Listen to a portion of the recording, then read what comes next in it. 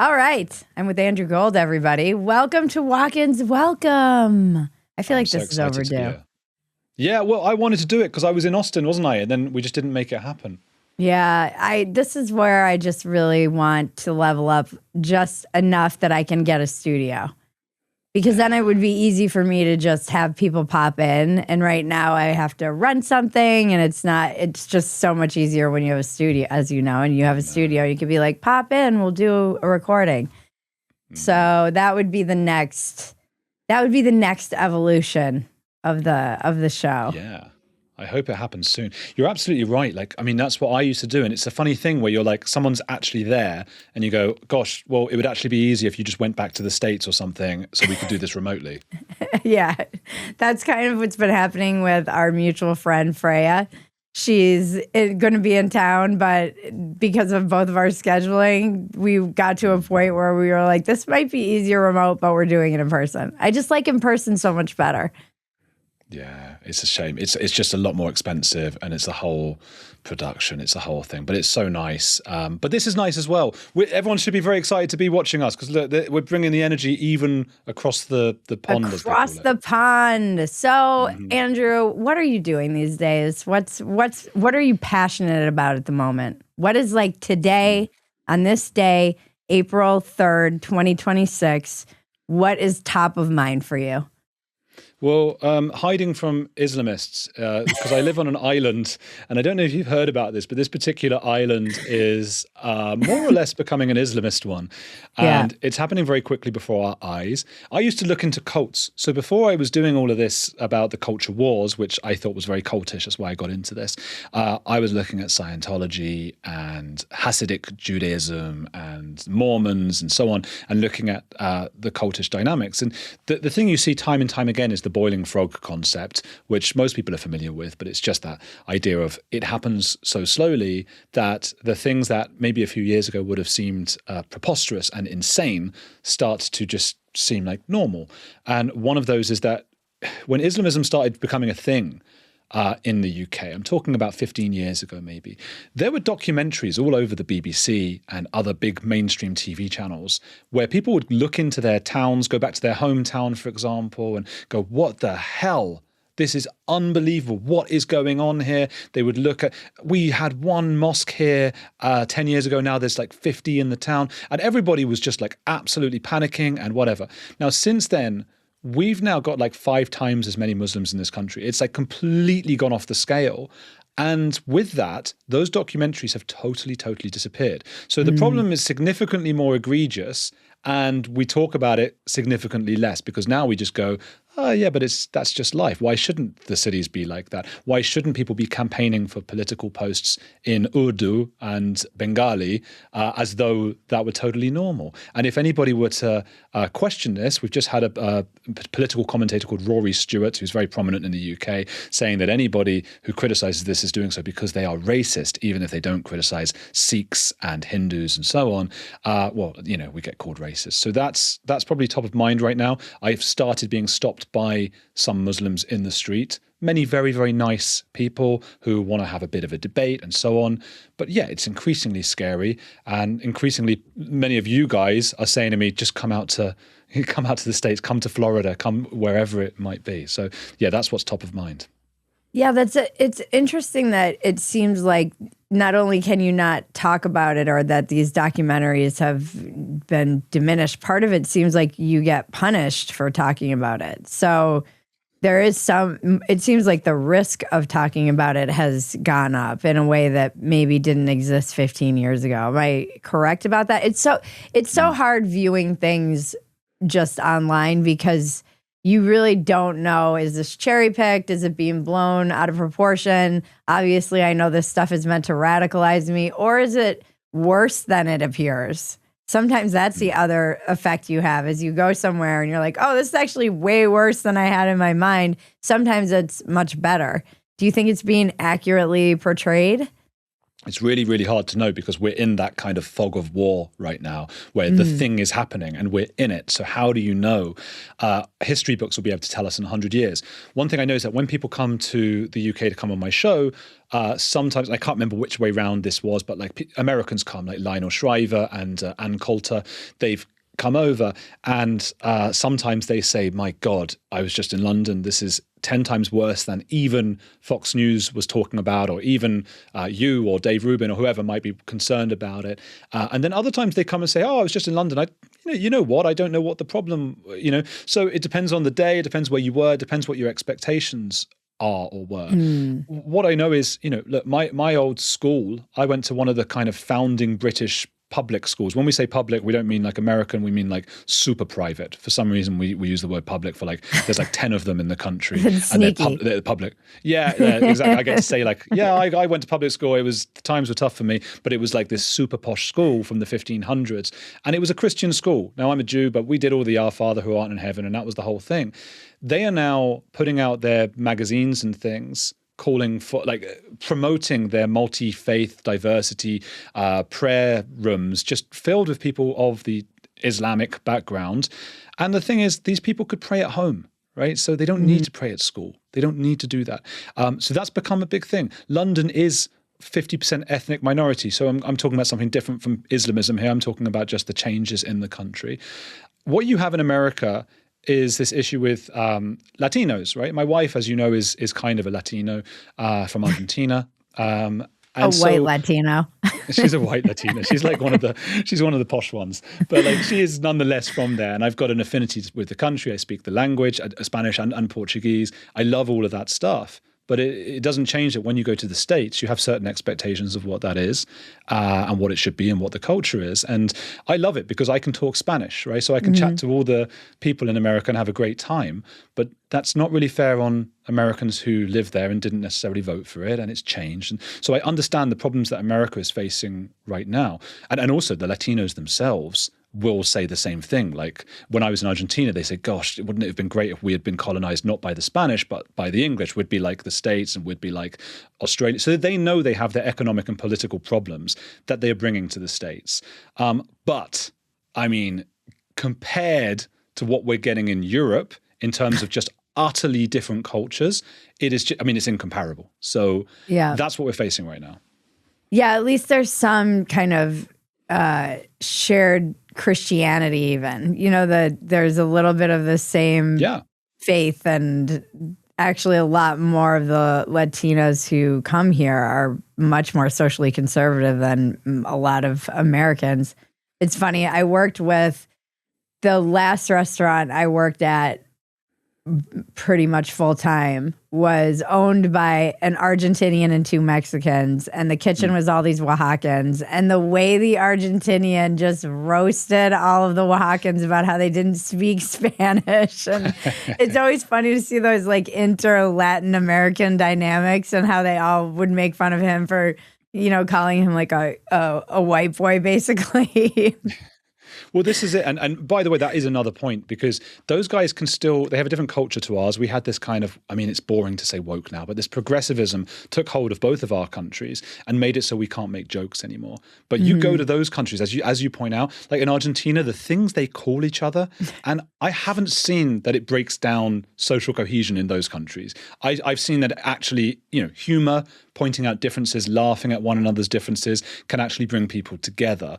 And it's only when we've started doing what we're doing, which is like, no, you can't laugh at certain people, but at other people you can, that it does start to create ethnic tensions, which we're definitely seeing in the States and the UK. Yeah, this happened in, it's strange too. I've been thinking a lot about this just around like the third rail, which is, the Jews, which is everything, the thing that everybody is like, oh, we can't make fun of them. We can't make fun of them, even though everybody's kind of making fun of them now. And we were just talking about this last night, how there's even just the level of tolerance for it, because I don't think you should clamp down. It has the reverse effect to be like, oh, you can't make jokes about this, because then it just ends up being A, you end up sounding like another protected class, and B, it ends up just creating the effect of like, well, this is the thing that, well, now I have to make fun of this because you told me I can't. And we were talking about this just the other day about how Owen Benjamin, I don't know if you remember or familiar with him. He was a comedian in LA, and then he started kind of getting radicalized online, if you will. And he ended up getting banned from Twitter in the old regime. I think he's back on there now. But we were like, oh, he crawled so Nick Fuentes could walk. You know, like there's he must be so mad at the mainstream success that all of his jokes that he was making, and then he ended up he got like run out of town because he did this stand-up comedy.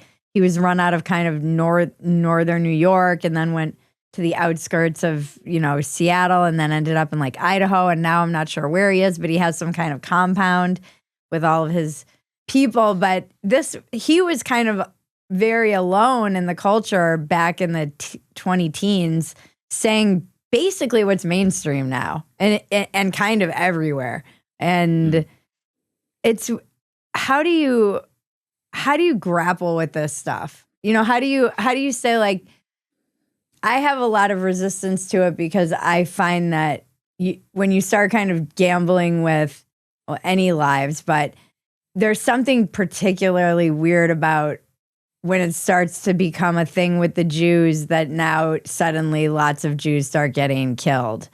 So it feels like always a harbinger of like a pogrom. It's not like, do you know what I'm trying to say? Like, how do you wrestle with these things then you start sounding like a woke person who's like, you can't make fun of this because people will get murdered. If you make fun of Islam, people will get murdered. And if you make fun of Muhammad, people will get murdered. So I've been thinking a lot about this stuff. I don't know how to, and I'm clearly not articulate or coherent about it. I think you really are. I think you've hit the nail on the head there. I mean, I have the same concerns and the same worries and all of that. Look, there are many Jewish people, as there are many not Jewish people, who are just quite pious about these things and they don't like jokes. And for me, like, Jews are supposed to be about humor. I mean, you're a comedian. I'm sure you grew up watching loads of the Jewish ones. That's supposed to be the kind of the point, and you laugh in the face of some of the stuff that happens and whatever. So I actually, you know what? I thought about this the other day. I feel like almost accidentally, I quite like Nick Fuentes. I'm sort of listening to him, and he's like funny and silly, and he's just a bit of a silly guy, and he's obviously got some issues, right? It's a bit odd because he's whatever age he is, and I don't think he's been with a woman or whatever. And I don't mean that to like make fun of him. It's like, I mean, like, okay, this is quite a strange character, but he's sort of funny. And I sort of feel that way with Kanye West as well. Like, whatever. He's said some silly things, but he had a car accident. His head's all funny. Whatever. I just don't. Who cares?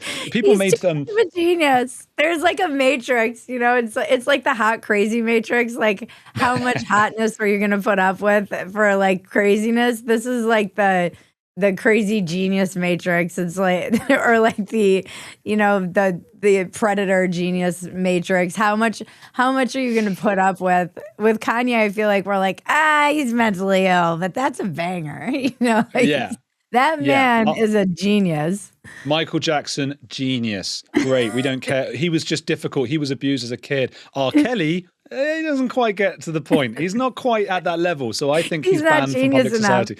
No, I believe I can fly. Louis C.K. is genius enough.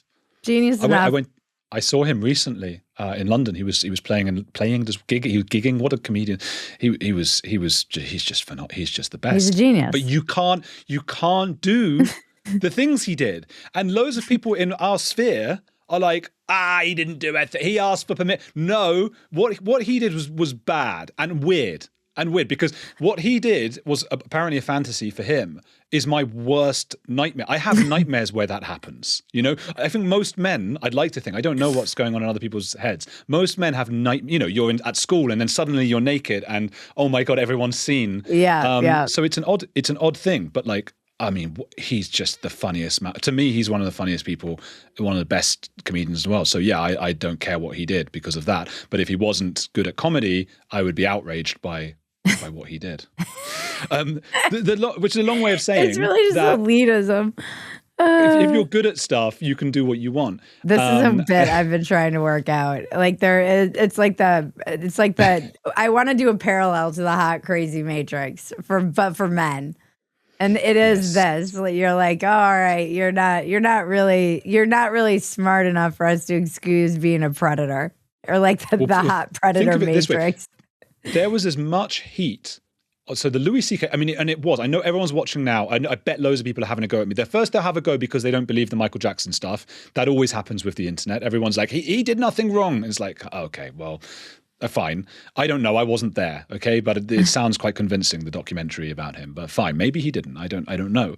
But the Louis C.K. stuff got a lot of attention. But I don't know that it necessarily got more attention than the guy. Is it Aziz, the Indian guy? I'm sorry. Right, who just like didn't pay for wine or something, or didn't let her choose the wine. So, but he's nowhere near as talented as Louis C.K. So that's why I think that works in your graph. Yeah, that does. Yes. So when you think about who did you say before Kanye that you were kind of like, we'll excuse him? Nick Fuentes. Okay. So I went down the rabbit hole. Recently, I wrote this piece about that whole, I call them the male Kardashians, because this is just basically like a reality show.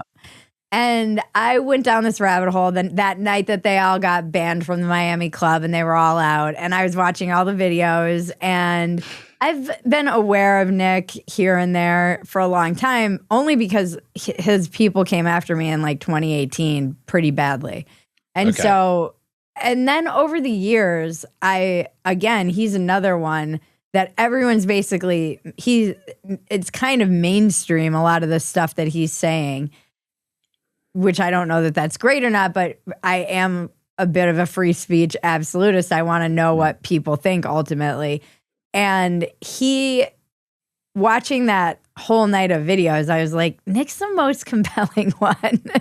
Nick he's kind of the most, I don't know, he came off in that group of people as like the one who didn't belong there, which was strange, and the most weirdly endearing and likable. And he says, I feel like he's a bit of a shock jock. People have argued that that's not true. He totally believes everything that he's saying.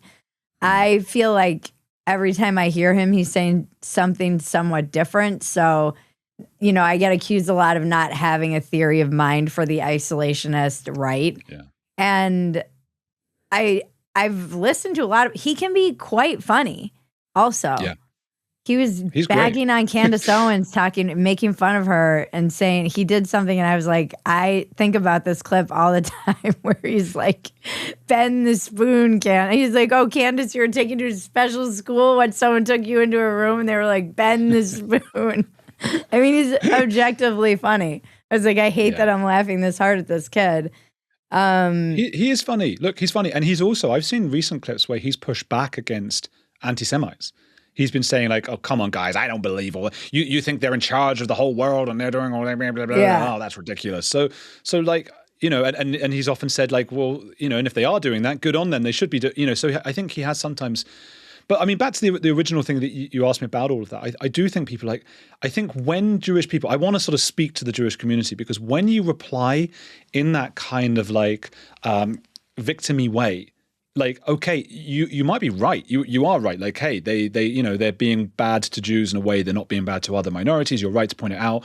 But when it comes across, they don't realize it comes across so whiny. It's whiny and oh my God, they're having a go at us again every time, and it's not helping because that doesn't work. Nick Fuentes had this debate with Piers Morgan, and Piers was like the old school trying to say like, but that's racist. And Nick was like, yeah. It doesn't work anymore. That kind right. So trying to appeal to people, but with victimhood, when there are so many other groups also trying to appeal with victimhood, it's not going to work. Be the people who laugh.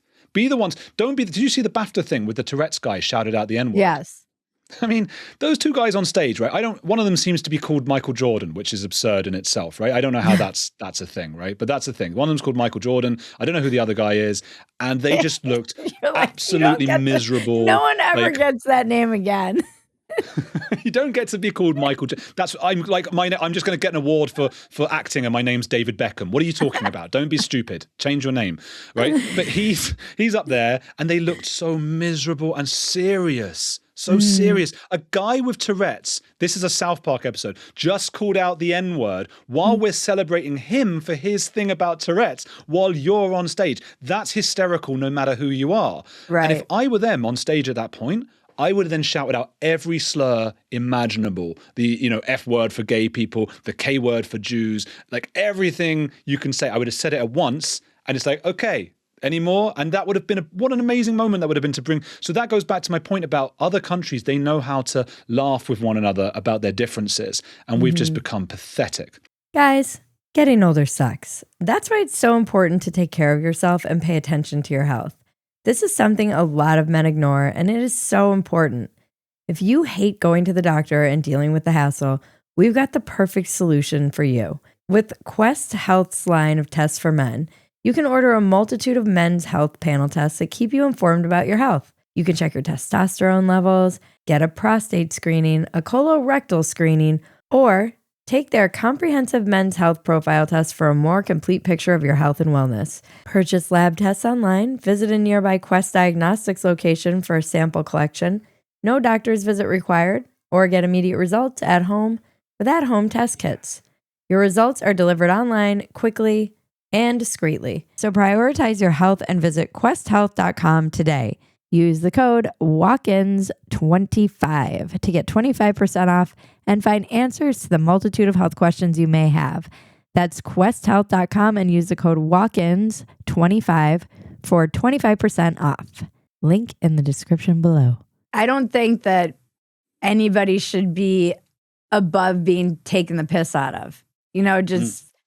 The minute you put yourself in that category, you're asking to be taken the piss out of. It's just inevitably going to happen. This happened with a roast that I was helping a friend write on. And we went there. It was this event. And there was a big list of people we couldn't make fun of, like the Saudis, the Kushners. And we were like, the Saudis, like all of them? We can't make fun of any of them?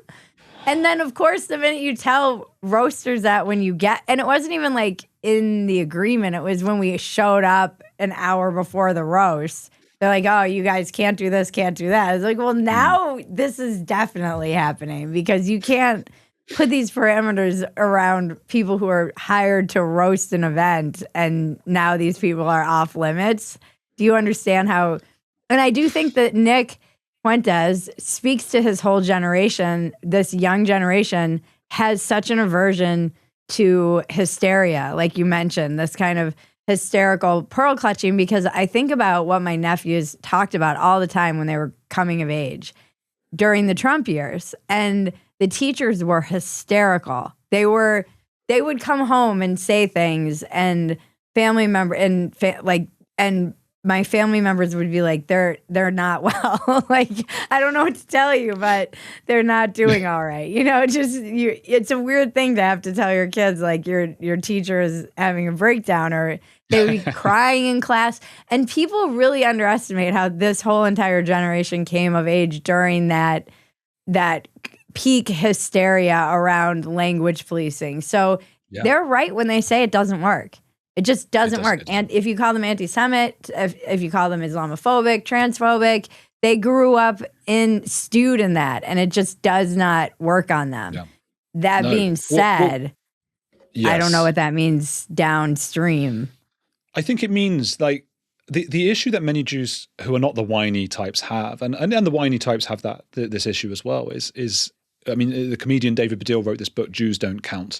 And there is this woke, hierarchy of oppression that has infiltrated our institutions, and the Jews are not a part of it. Now, to me, that's the canary in the coal mine of a bad ideology. Why don't they care when it's the Jews kind of thing? So I just think a lot of Jews are saying, so why aren't we allowed in this woke hierarchy of oppression, whereas many of the rest of us are going, well, hang on, get rid of the hierarchy, let other people. So if you do have a situation where, yeah, it's only Jews being made fun of, but no one's allowed to do it about the Muslims or the Saudis or whatever, that's where I think we have a big problem right now. And also, I mean, you mentioned Jews getting killed and so on, and it's terrible. But, and I know I'm going to seem almost cliched here. I mean, it doesn't tend to be. I know there are examples of this, but it doesn't tend to be white people going around shooting up Jews. No. This is it's a particular form of terrorism, because some people with these books.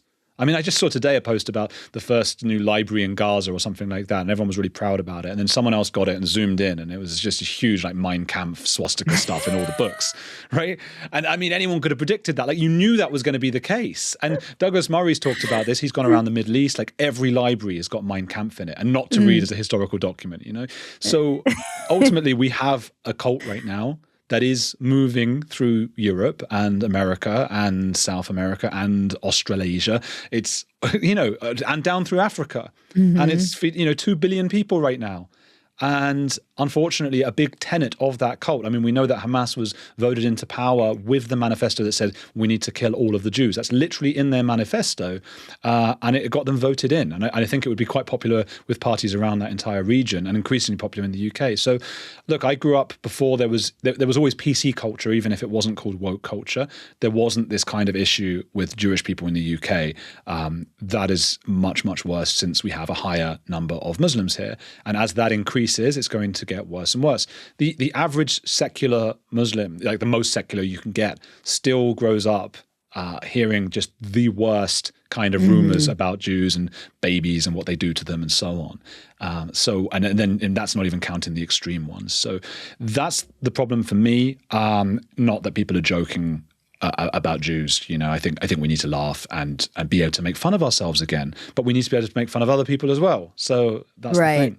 Yeah, that's interesting too. I was thinking about something really insightful that a boomer relative of mine who used to love Tucker and has been one of the people just quietly going like, what happened to this guy? And, you know, this is a person who loves America and is just kind of shocked when they listen to him and just basically stop. But he mentioned that on the right, there's a lot of permission for the institutional kind of anti-Zionism that is on the left is so pervasive that they don't care when they even hear it coming from the right. So if you have this coming from the far right, or these people who are kind of, you know, it's the making Israel the country that runs the entire world, for example, or whatever you're hearing, there's literally no pushback at all, because essentially they agree with them. So in a weird way, it's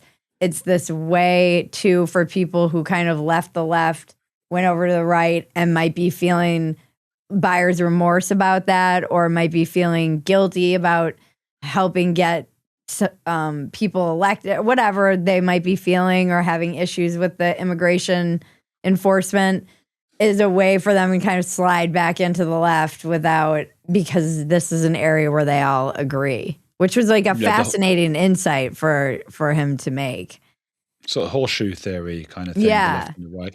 There's loads of lefties that are big on Tucker Carlson at the moment. In the UK, like the whole left is going towards Tucker Carlson. So it's a strange phenomenon. And, you know, we were speaking before about jokes. Can we take jokes and so on? Tucker Carlson is not a comedian.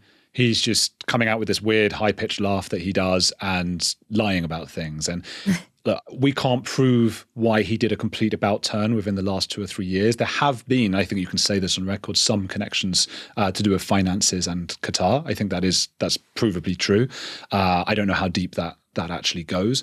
I mean, for a man of his presumed wealth, they would have to be paying him a lot of money. Fortunately, those guys, you know, that's not something they're lacking, Qatar and so on. So who knows with him? It was such a, you know, you've seen those videos, I presume, where he's saying one thing. And I get it. We all change. I mean, you and I have changed from being more liberal. But this was in the space of like 1 year. And he thought completely the opposite and gave no explanation for why he's completely changed his tune. So I think he is pretty dangerous and stupid and clever as well, I guess. But what do you do? Do you ever think about if there's a number that would make you change your tune? Yeah. All the time. All the time. I mean, look, they said this thing about Israel paying £7,000, which would be like $12,000, I guess, per tweet. And so, I mean, I was in Israel with Tommy Robinson, who's the one who's most accused of taking this money. We spent a week going around Israel, me, him, and a few other like British YouTubers. And just the ongoing joke was like, hey, what you're getting your £7,000 again, you're going to post again, and so on. I mean, you could post 100 posts, and that's like whatever 100 times 7 is, $700,000. I mean, it's absurd. But yeah, I mean, look, my earpiece fell out. At some point, you start thinking about your family and your life and whatever, and you go, I mean, what would it cost for me to suddenly say like, you know what? I think that women can have penises, and I'm going to start really seriously telling all of my viewers that, like. Okay, I would hate to do that. That's the worst thing in the world. And if someone offered me $1 million, you go, maybe, well, but what if it was 20 million? And you can go, screw it, I can retire after the. Yeah, 100 million. And a Swiss bank account. Is that even different to 20 million in terms of how you're going to live your life? 100. Yes. Yeah, you've got high ambitions. That's why. Well, yeah. I mean, because I want to make other shows and stuff. But then at that point, I mean, this is something I've been thinking a lot about, because in my watching Nick Fuentes, and I do like to engage. People go, oh, you don't listen. I'm like, I do. I engage. I listen to Tucker. I listen to all the people. I want to know what they're saying, not just clipped. And the thing that struck me about Nick's live streams is that he hates his audience.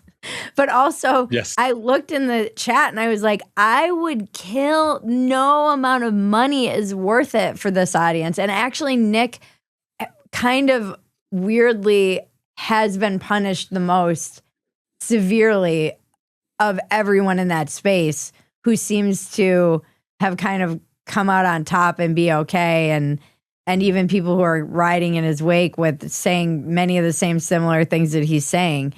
Nick, he got like debanked. He got wasn't allowed to ride an Uber. That I'm like, that's not okay. And he was really young, so it was. I don't think a lot of things that have happened to him or did happen to him were necessarily fair. And I think debanking and making it that stuff is evil unless you're a literal terrorist. I cannot see, like, for saying something, I cannot see a reason for doing that to somebody. It's quite authoritarian. And that's also an interesting difference in some of what I'm seeing in the British equivalent of that. I mean, we tend to do things a couple of years after you guys, like the fashion moves across to us on all sides of the political spectrum. So you just see it everywhere. So you can look at America and go, oh no, that's coming here now. Who's it going to be? And so we've got these kind of guys who are that kind of, the far right, or like they're so right and the things they're saying are just mad. But the difference is it's a little bit... it can feel with some of them a little bit uglier, and I mean the aesthetic of it, because Nick's not a bad looking guy, and he's funny and he's got that charm and charisma and so on, and you'd imagine he's fairly liberal as in terms of libertarian, and he would be against the idea that his bank account was taken and so on. And I don't know, but I imagine if I went and met him and had a drink with him, that despite me being Jewish, maybe it would have a good time. I don't actually know that, so I'll have to wait to see if that happens. Whereas I had this interview with a guy called Steve Laws in the UK, who is really quite. It's an ugly form of this. He came on. He was sort of shaking, almost convulsing at being in the room with a Jew. He comes from a part of England where he won't have met people of different minorities. Wow. He would not have met a Jew before.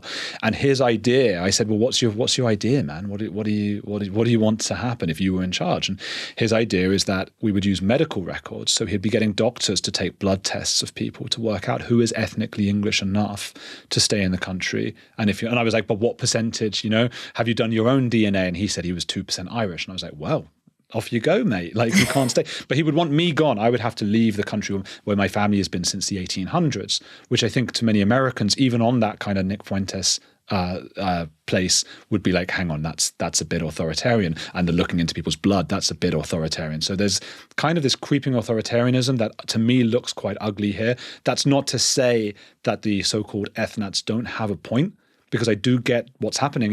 They were like 95% of the country like 20 years ago. So no one had to think about the English ethnicity. I never thought about it. I thought I was English, and I still call myself, it's a very complicated word. And suddenly they're going, well, now we're like, what are we, 70%, 60%? It's going down, but in our own capital city, there's hardly any of us there. In the second city of England, Birmingham, it's like completely gone. There's like almost no ethnic English people left there. And if I'm allowed to care about Jews as an ethnicity, and people can care about Latinos or whatever else ethnicity there might be, why shouldn't they be able to be concerned about theirs? So I do get that.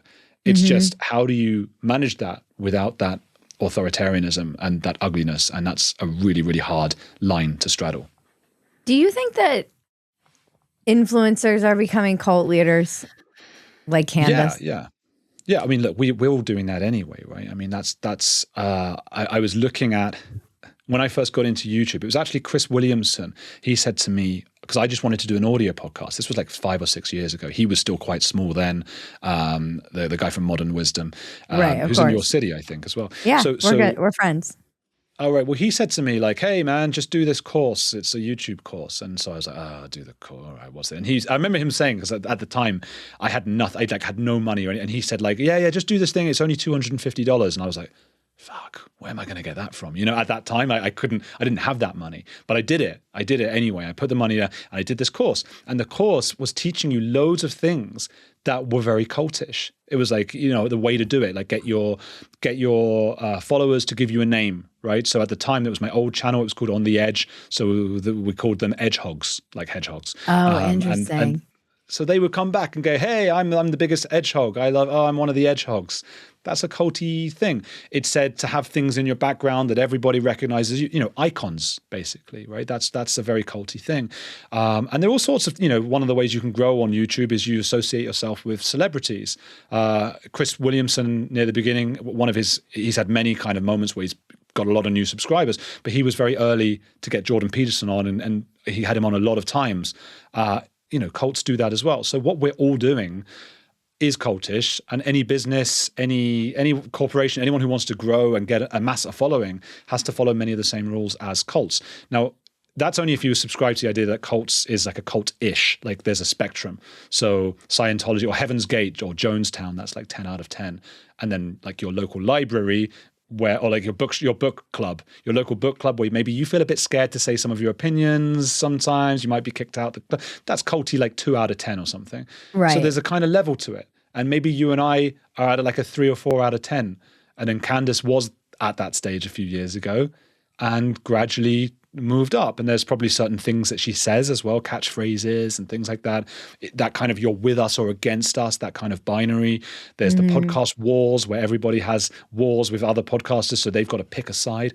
All of that is quite cultish. And she's almost testing the waters of like, how incredibly crazy can I be and keep my audience with me? Like, that woman's a man. Yeah. And so, she's doing that. And she's just a few notches, or maybe more than that, beyond what you and I are in terms of this whole YouTube thing.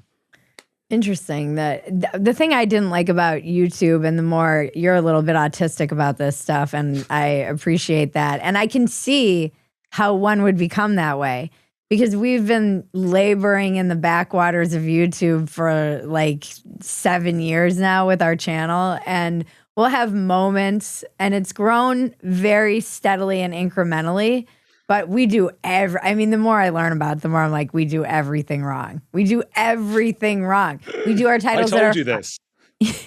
You did tell me this. Yeah.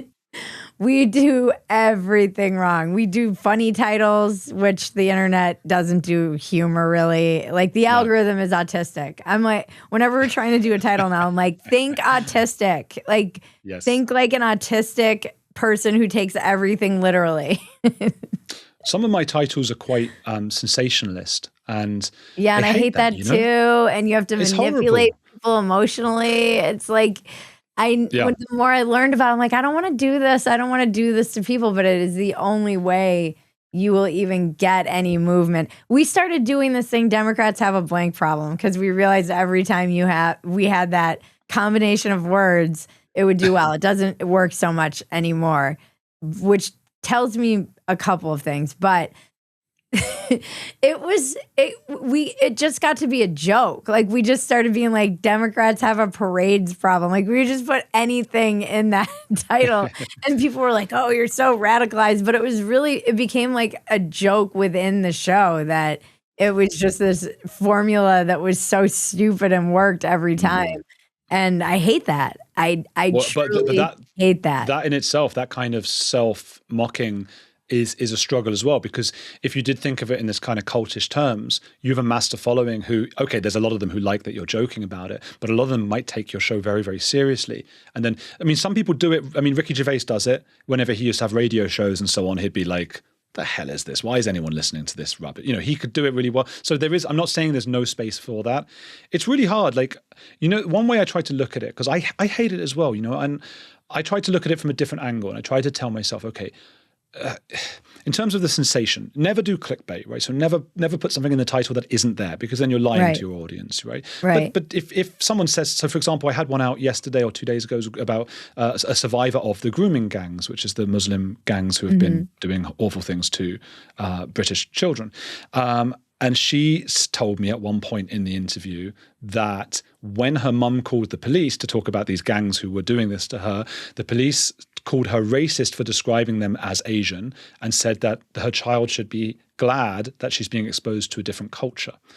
So that's shocking in and of itself. I mean, absolutely mad. But then the title wrote itself, right? So it's not that I've made something up. It's not that I've been clickbaity. It's that I've gone, okay, you know, quotation marks, they told me I should be glad I'm being introduced to a different culture. That's it. So you've got this choice of like, because people used to get annoyed at me when I was doing my old channels about Scientology and stuff like that. A lot of actual people who left Scientology and you know, who actually had an emotional attachment to Scientology also had channels, because they leave Scientology. What do? You know, they make a channel, they make their own cult online, and they want it to do well. But the issue was that I think they had big egos, because the kind of person who joins Scientology has a big ego. And so their ego told them, I can't have titles that make use of Tom Cruise, for example, to get extra clicks about Scientology. So they made all these really fancy, like academic titles, like the Mechanics of Cultism, Part 1 of 17. Right. Nobody watched it, obviously. And they, after a while, started to get jealous and angry with me. And they would make little snide comments because I had Tom Cruise front and center. I had John Travolta front and center. And I said to them, like, look, I was like, look, I would love to have the intellectual one as well. We all like to think of ourselves as funny and intellectual and so on. But ultimately, I'm spending loads of time making this. And isn't it better that 1 million people watch it and learn about what is wrong with Scientology, rather than these guys who are just basically engaging in intellectual masturbation, but nobody's actually watching their show?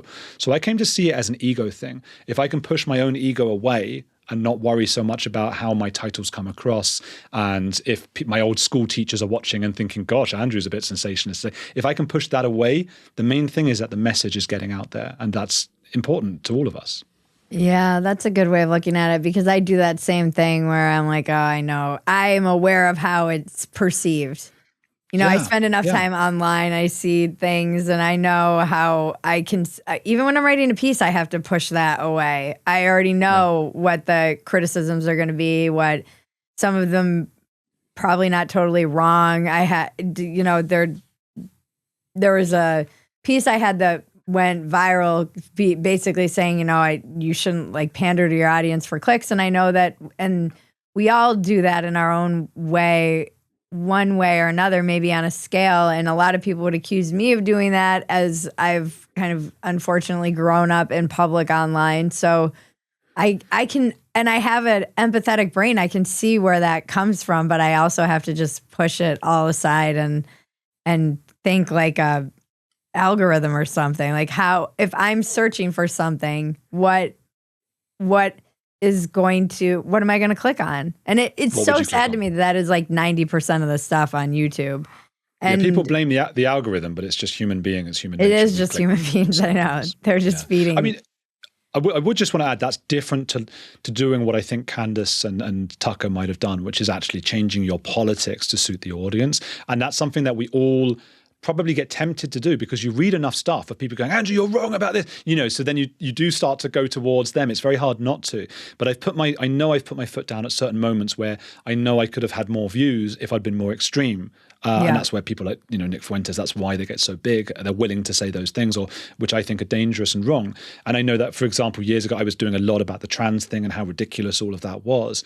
But whenever there was a case where there was an individual who was just someone who was a trans person, I would always treat them with respect and kindness and compassion. And they were welcome to come to any kind of event that I was at. If some guy wearing a dress or whatever, of course they are. And at some point, some of the guys in that whatever political facet that you're in, and that in that case the trans one, there's always going to be the extremes, the purists, and they go crazy at you because you're not willing to go as far as them on their journey. And that's the purity spiral. And unfortunately, you've just got to take those hits. You've got to be strong enough.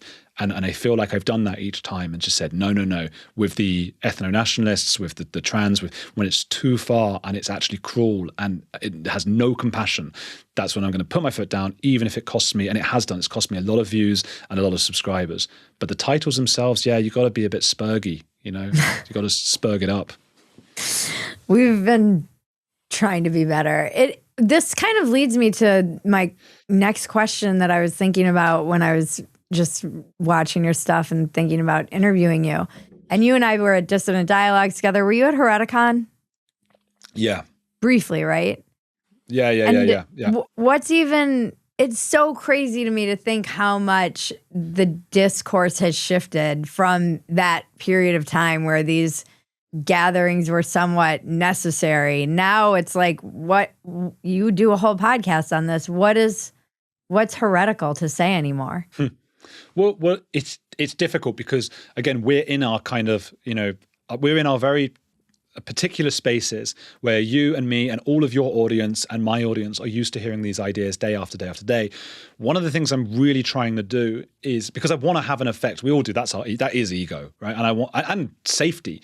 I want to change this country. And I think that might sound, to an American viewer, that might sound arrogant, because the idea that you might be able to, rise up and change anything in America is ridiculous because it's such a big country. But the UK, it might be kind of prominent in some ways on the world global stage, but you can get to, my show is like the second biggest in this area, like in the country after trigonometry, right? That's ridiculous. It's been going 2 years. So you can climb quite high, quite fast in this little island and actually have a real big impact on politics. And suddenly I was speaking last week or 2 weeks ago in Brussels at the EU about Islamization and all these things, so that would be harder to do in America.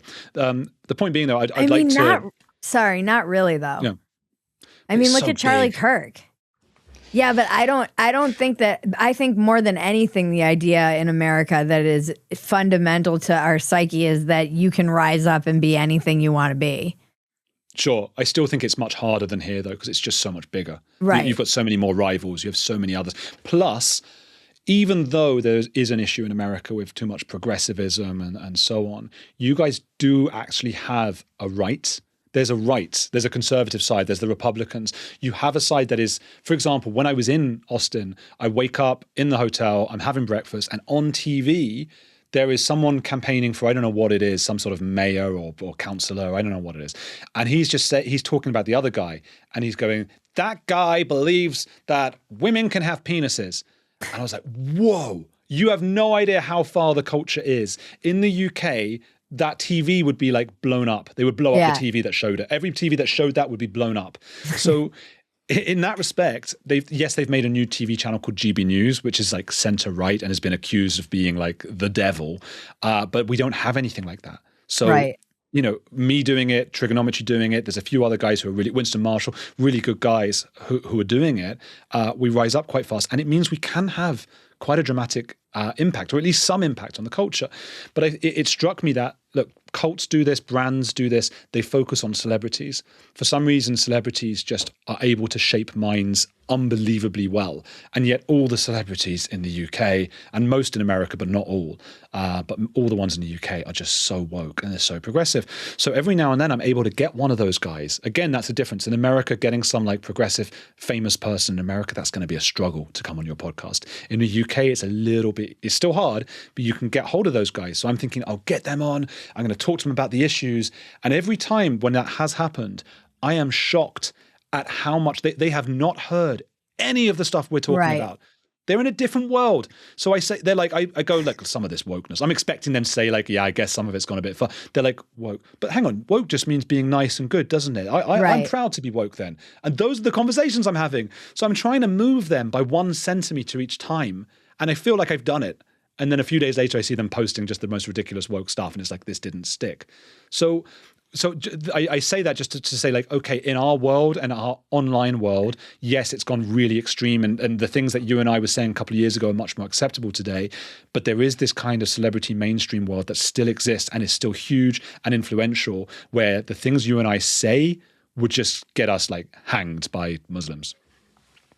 Yeah, there's something that I notice, and I try this all the time when I get on stage, which is why I love doing stand-up, is like last night, I was talking about Autistic Barbie. This is a bit that's been absolutely killing. Now, we all saw this online. Everybody saw it. They launched an Autistic Barbie. It became like a meme. It was something that everybody was dunking on. For a minute, it was a little bit unifying. Everybody kind of was like, huh? The left got very mad about it for their reasons that they would get mad, like capitalism and commercialization of mental disorders. Yeah. And I get on stage and I'll say who, you know, like speaking of retarded, did you guys know there's an Autistic Barbie?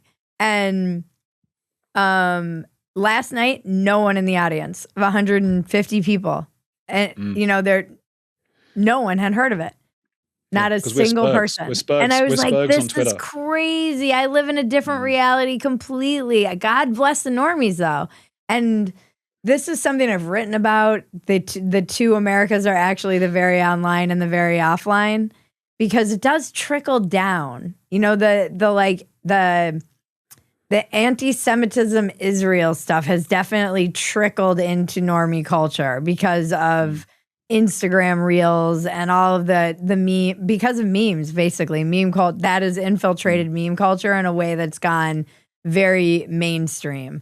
But also in America, I'm starting to see more and more of the like there's a bit more of a pushback to Islam than I've seen over the years. Like there was this hilarious, my favorite meme of all time. And it was the Ayatollah before he died going, unleash the sleepers, you know, like awaken the sleeper cells or activate the sleeper cells. And then it was that picture of Chris Pratt all kitted up, and it was like rural America, all excited. They're like, ah! Like that. That is very much rural America. That like 9/11, right? The biggest thing that's like ever happened in America. And I know now they're at a point where people can joke about it, because you joke about how you can't joke about it and everyone gets tense in the audience, right? It's the whole thing. And 9/11, it was just such a big thing. But it was the strangest thing ever, because the people who did it, everyone was like, no, don't talk about them ever again. Like 9/11 sort of happened. And then obviously there was some conspiracy, the Jews, the dancing Israelis, like all that nonsense and whatever. Obviously it was these, you know, it was these terrorists who flew into buildings, right? That's what I'm going to get killed for that online now. It's just even saying that, because they're like, no, it was imploded from the inside.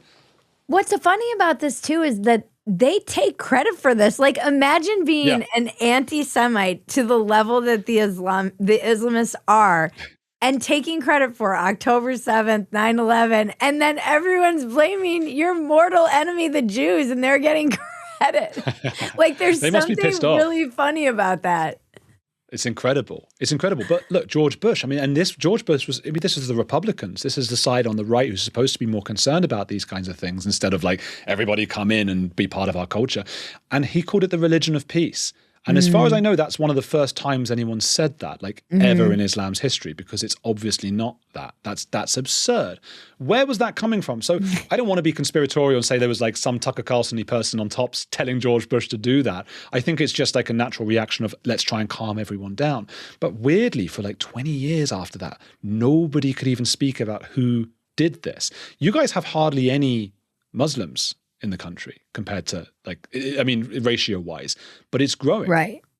It's growing. Your percentage, I mean, is low. Now, our percentage at the last census in the UK was like, I think it was like 5 or 6% or something, which is, again, it's that the boiling frog thing, because 20 years ago, that would have been mental. The idea that 1 in 20 people in the country, not just like from a different country, different back, whatever, but they're actually of the Muslim faith after 9/11, like 20 years after, that's absurd. Or we had 7/7, that was the date of the terrorist attacks in London, where all the trains and buses, they blew them all up. And there was Spain was around the same time as well, the one in Madrid. And the idea that 20 years later, like no one's even talking about who did those, the worst tragedies in our history. And one of the worst things was, before all of those bombs went off, as we know that they always say, Allahu Akbar, which okay, it means God is great or whatever, fine. But now we actually have people winning elections based on the Muslim vote in parts of this country who get up and start shouting Allahu Akbar.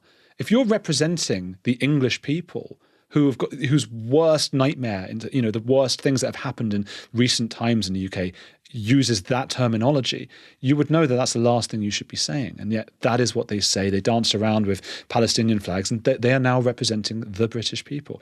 This is extremely worrying, and it's coming to the US now. It will come to the US. And whatever Trump does, like, great, okay, fine. But eventually he's not going to be there. And there's going to be someone from the left, because it switches back and forth. It shouldn't stay on one side forever. Yeah. And there'll be someone who's a bit of a lefty. And look, we had 1.3 million people in 1 year, immigrants. I think the majority of those people were from Muslim countries. You just look at something like Pew Research. Pew Research has found that in Pakistan, the number of people who have unfavorable views of Jews is 99%. We bring in tens and tens and tens of thousands of those people to this country every year. 1.3 million people in a country with only 60 million. So the last census was 5-6 years ago. The next census will show that Muslims are now 10, 15, maybe 20% of this country. In every country before, in Iran, Iraq, Afghanistan, Lebanon, Egypt, these were countries that were either Christian or secular. You had people, running around in dresses and having fun and enjoying themselves and so on. Obviously, it was more complicated than that. And they got to a point where there were enough Islamists, or enough Muslims at least, who believe in these kinds of things, to combine with the far left and get into power. And once it's done, you can't stop it. You can't put the toothpaste back in the tube. We can't change what's happened in the last few years that no one voted for. And unfortunately, I don't know what's going to happen, but I see that that's going to happen to America. I mean, you guys are late in this one. I mean, it's happening all around Europe. Every country after country after country. I was just in Hungary, right? Hungary is on the edge of the EU, so it's the border. And we left the EU because we weren't able to control our own borders. And, I think that's an obvious thing. If you can't control your own borders, that's mad. You've got to leave. Hungary's on the edge of it. They've got this, I went to the barbed wire fence where Muslims are trying to come in, mostly Muslims, through Serbia to get into Hungary. So they've put up this huge fence. Now, the EU doesn't give them a penny or cent towards that fence. They have to pay for it all by themselves. Small country like Hungary that has a small economy has to pay for this enormous fence to stop people getting into Europe.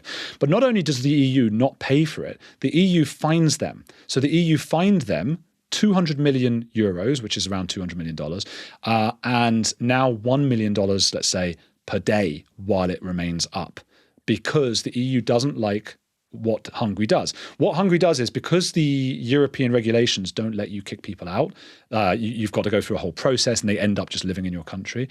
Hungary tries to get away with it in this really weird way. They have the fence a few meters within Hungarian territory. So outside is not immediately Serbia. It's still a few meters of Hungary. They take the people who've broken in to the door. There's a gate in the fence, and they just say, walk through. You have to walk back. And so these people walk back, they close the gate, they're still in Hungary. So Hungary hasn't deported them. They're still on Hungarian territory until all they can do is walk back to the nearest city in Serbia so they can live.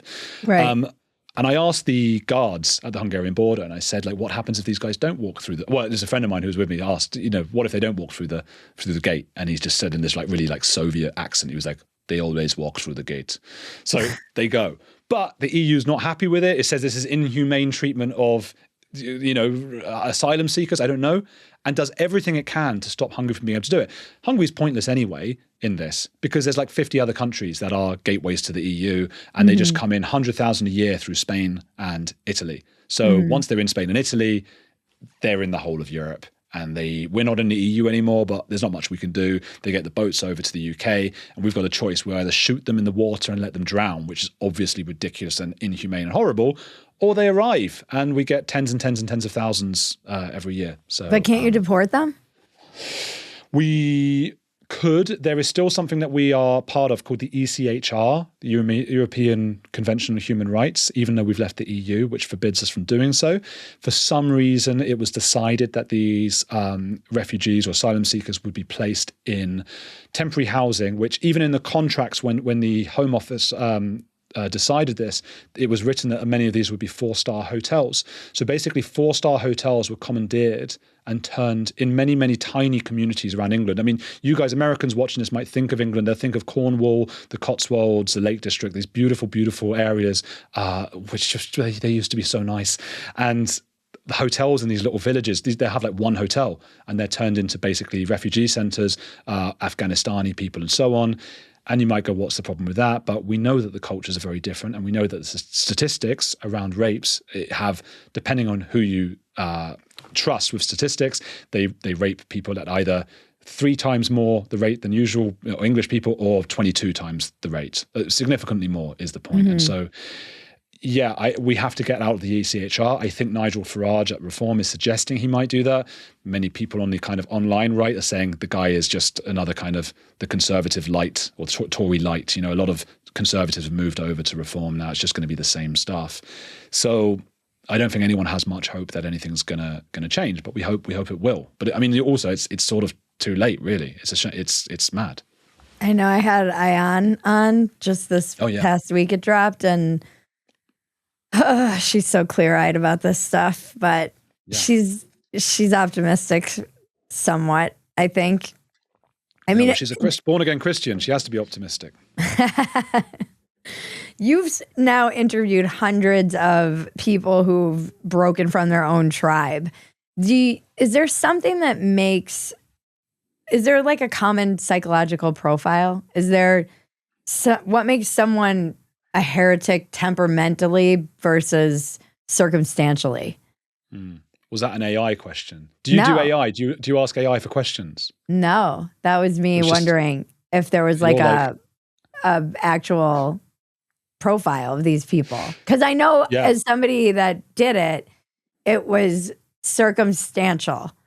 But but then I wonder if I actually have like what is the difference? Some people get kicked out, they have to, and then it seems I think I have a temperament to kind of be okay with it, whether that's because I moved every year in my life and I was always on the outside, and I didn't grow up being comfortable in one group. I was actually used to being outside of what was popular or cool, or because I was alcoholic and went into recovery. I don't know. So I was just wondering if if there was something that you noticed. It's a great question. And okay, there's two aspects to this, I think. Like, so firstly, I would say that on average, if you're going to have someone who breaks out of kind of what is the mainstream, I mean, that's really hard. And if you look at us as a tribal being that's been around for 300,000 years, or some would say many, many, many more years, we don't actually know. That's a lot of years for our brains to form, and for our brains to basically punish us if, just by basic evolution, punish us and make us feel bad if we say things that the tribe is going to kick us out for. Because anybody who didn't have that kind of filter was kicked out of the tribe to live on their own in the savannah and died. So we have this really compulsion in us. So I guess people who just happen to have a low bit of that might be more likely to, and people probably with a bit more like higher disagreeability, which is probably the same thing. It's someone who's going, look at Konstantin Kisin. I mean, I've sat at dinner tables with him where, really famous big name people have been down, and he's overheard a snippet of what they've said, and he's gone, hang on, what are you talking about? Whereas I would be like, I don't want to rock the boat here. So that's a high kind of willingness to disagree, even if it makes you really unpopular. That's one part of it. And then I think you've hit the nail on the head. Like, we'd all like to think of ourselves that way, but I don't think that's necessarily me or you. That might be Konstantin, and it works really well for him. But circumstances are hugely effective. And it's the same if you think about the mainstream as a cult in and of itself. You could call the cult of multiculturalism, right? That's one of the many ways you could talk about it. And if you say anything against it, you're going to get kicked out. So your brain encourages you, it incentivizes you. You feel good if you say the things and think the things. It's you're not lying. You're really making yourself think all the stuff that would also make you popular. if circumstances in that cult change, like people don't leave Scientology because they just realize it's stupid or something. They tend to leave because they get treated so badly within the cult. That's what actually happens. They'd like to think, oh no, I was just brave and I got out of there. I was too clever for that thing. But then you sort of dig under the surface, and they tortured them and they were mean to them and it was horrible. They lost all their money and it got so bad that eventually the potential societal ostracization or ostracism, right, that is no longer as bad as just leaving. Like the torture in the cult is worse now than what everybody around you saying, you bastard, you left our thing.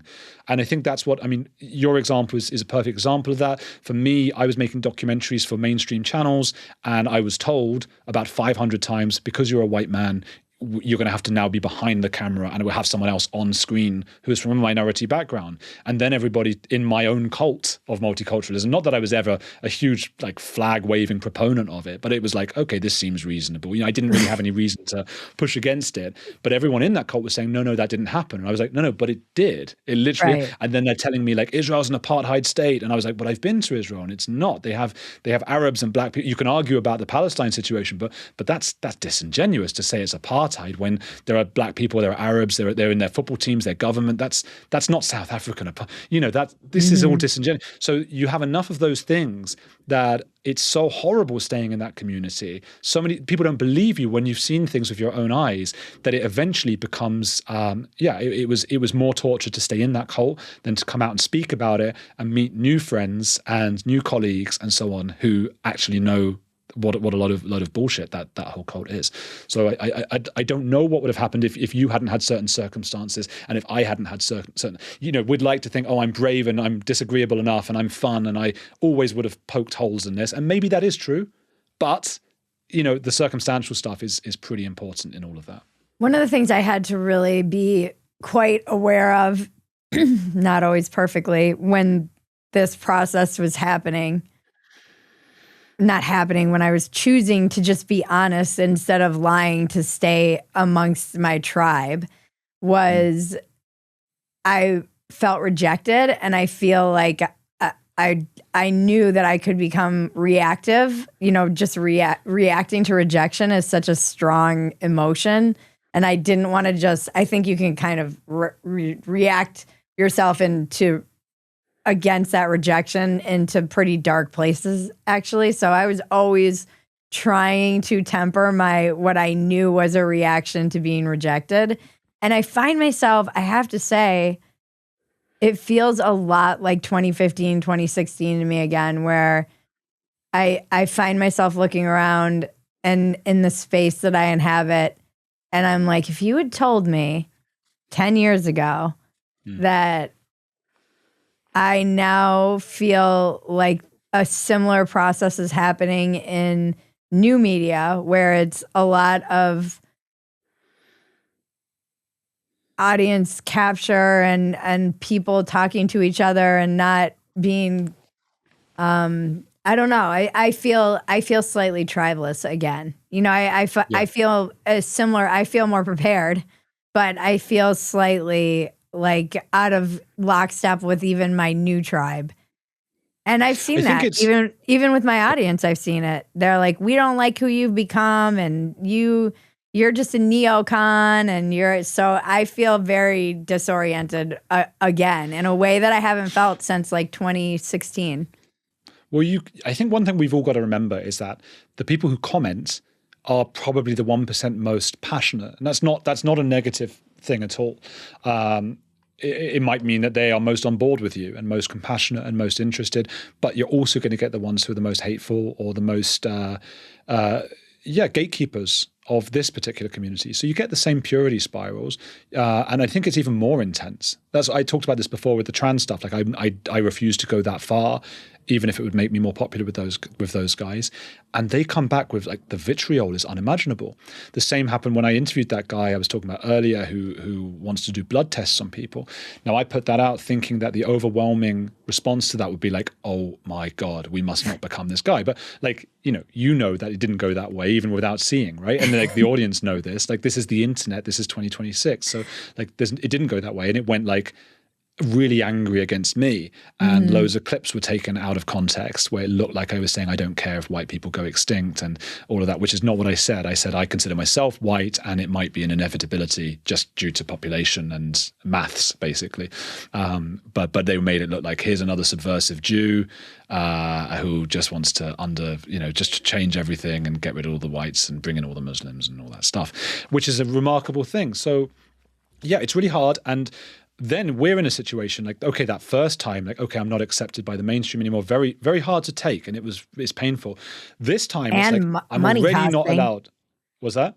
And it could have been, I could have easily just sucked it up and sat there and made money being like Orange Man bad. That was a gravy train at the time. And people say that, oh, you made money being anti-woke, but that's not exactly true. I'm quite... we're always like 3 months away from maybe being able to keep going around here. I definitely didn't capitalize on it in the way that a lot of other people in this space did. And so when people say that, I'm like, you don't know what my finances are. I employ people who've been laid off by AI. And so, and then now I see it again, like I'm losing... because I'm not really going along with everybody who went like the left. I was like, I had to oppose the left, and now I feel like there's a bit of me that's going to have to fight with the left people. It's really hard because like this is another. So you've already lost the mainstream. Like we've left that, and then you lose the alternative space as well. Like that's like, where do you turn? How do you continue to have a career, but you don't want to move and change your morality? But then morality in itself, I know people disagree with this, but I think it's subjective. I think the fact that you can have, not even that long ago, entire societies, and not just in America, not just with black people, but like everywhere in the whole world that kept slaves. That was just a normal thing to do, to keep white slaves, black slaves. Like every single culture did this, and it was seen as completely moral and normal. And we're sitting here today like, oh God, that's obviously bad. I'm not trying to fight for a reintroduction of slavery here. I just mean... I think who decides what's moral and what isn't, it sort of shapes and shifts with time. But it's really hard because at the same time, you've got a central core of who you are, and you know who that is, or you think you do, and I think I know who that is inside me. But what do you do? I looked at these guys called sharenters, parents who share. I was looking into this. I wrote this book called The Psychology of Secrets, and I looked into cults and stuff like that. And it was looking at the boiling frog concept, really. These are people who put up Instagram photos one time of their kids. They didn't have much status in the real world or whatever, but suddenly they got a bunch of likes for it. They never thought they'd get that. Then a year later, they start making a YouTube channel, videos and things. And they've got all of this affirmation from people they never thought they'd have it from. And it's like, oh, wow, amazing. I never thought I'd have this. 10 years later, they have this huge channel, and maybe that channel's bringing in millions, but they've got an entire team that they're looking after now. They've got the editor and the assistant, so they're paying a lot as well. It's this whole huge system that's happening. And suddenly, this is what's happened to loads of them. The audience, this weird audience that's looking at people's children, I don't know what that is, but that audience is like, okay, these kids are no longer cute anymore because they're 13 or 14 or 15 and I'm not interested in it. It's a weird world. And so time after time, the sharenters, these people, they start resorting to really drastic kind of things, and they start kind of sexualizing their kids online. They put up these videos like so-and-so has her first period, so-and-so wears a plastic pregnancy belly when she's 12. These are weird fetishes that some men have. And I think they know that and they capitalize on it. But it comes from this panic. So they've completely lost all their morals because they're so panicky about what if I lose everything? I have nothing left. And they go, maybe it's okay. And I think that is what is happening to everyone online right now. And we're all trying to, but it's one thing for me to say, oh, Bridget, don't go with those people. Don't let yourself go too far. But you've got to pay the bills, right? And so how do you put it all together? It's not easy. Yeah. I mean, but this is, I have so many questions. The psychology of secrets is really fascinating to me as somebody in recovery. There's a whole expression, your secrets keep you sick. And it's just a very oft repeated expression that you hear in rehabs and in the 12-step rooms. And I found it to be quite true. And you talk about how they function like a fever. Is there research that backs this up? Where does this kind of idea come from? That secrets are like a fever. Yeah, that was an important part of the book. I mean, that was the kind of crux of it. And it does appear that people who keep more secrets, I mean, there are there's the studies they've done, are more likely to, well, firstly, feel this kind of feverish thing inside their brains. It's, but also they can get physically ill. So there is an increase in cancer and it's not just stress. It's a particular kind of stress. It is literally keeping secrets. So it's a really bizarre thing. You can again look at this on a tribal kind of level, like why would this happen? And it makes sense that to an extent, a tribe would do better if all of its adherents or all of its members were incentivized by their own brains and bodies and dopamine receptors to tell each other where the food is, right, and where the shelter is, and not keep that stuff secret. Otherwise, nobody would ever do that, and we wouldn't be able to have a socially cohesive society. So I think that's a huge part of it. We tell our secrets for that reason. For the same evolutionary reason, we're really interested in the secrets of others, because again, that's how you're going to find out where the food and shelter, or if someone's secretly an enemy of yours, and so on. You constantly, and that's what's created, I think, the celebrity culture we have. We're so desperate to know, who Brad Pitt is sleeping with, or not that we would. I mean, that's 20 years ago, I suppose. But that kind of thing, and then he can sort of keep that to himself, or he can sell parts of his life off to us.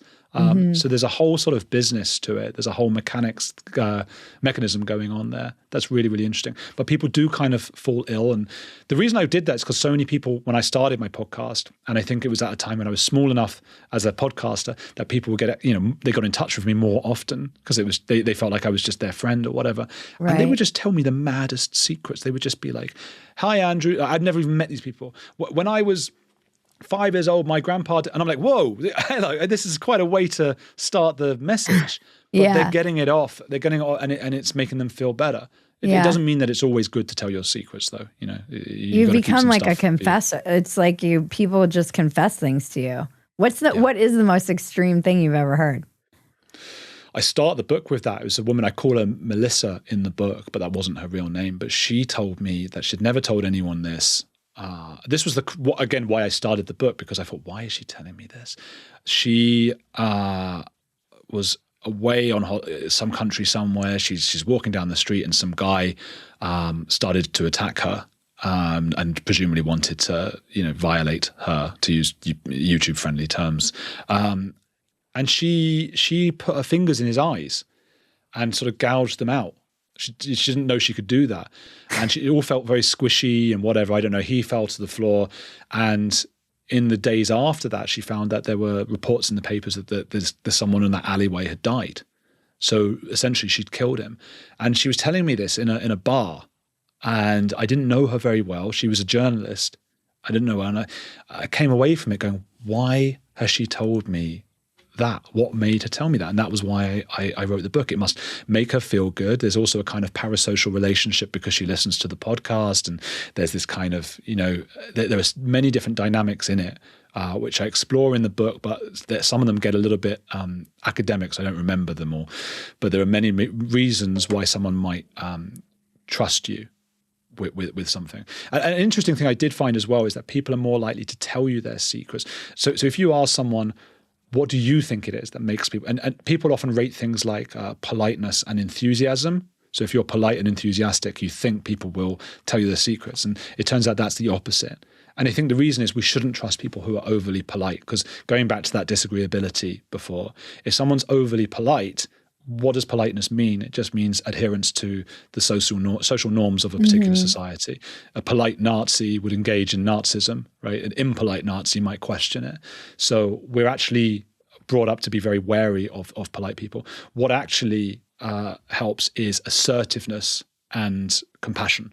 So you appear, no matter who it is, you're not some tribal woke person, you're compassionate for both sides. If someone's suffering, you show compassion to those people no matter what. You're not tribal, you're not being polite about it. You might swear, you might say the wrong things, but you clearly care. And then assertiveness, you can actually do something about it. So it makes sense for someone to tell you their secrets. So that was probably the biggest takeaway I got from that book, was if you want to sort of get people to trust you, be assertive, and be compassionate. And that is how podcasters, for example, tend to come across. I got a lot of, my inbox became like a confession inbox in 2015, 2016. And when I was talking about being politically homeless, and that is perhaps why it feels that way again to me, where people are going, where people are just saying to me, like, what happened to so-and-so? Or what, am I crazy? It's a very similar thing where I have a lot of people who are confiding in me that they're having these feelings that they don't feel like they can express publicly again. And it, sorry, I don't know. There's like pollen in the air.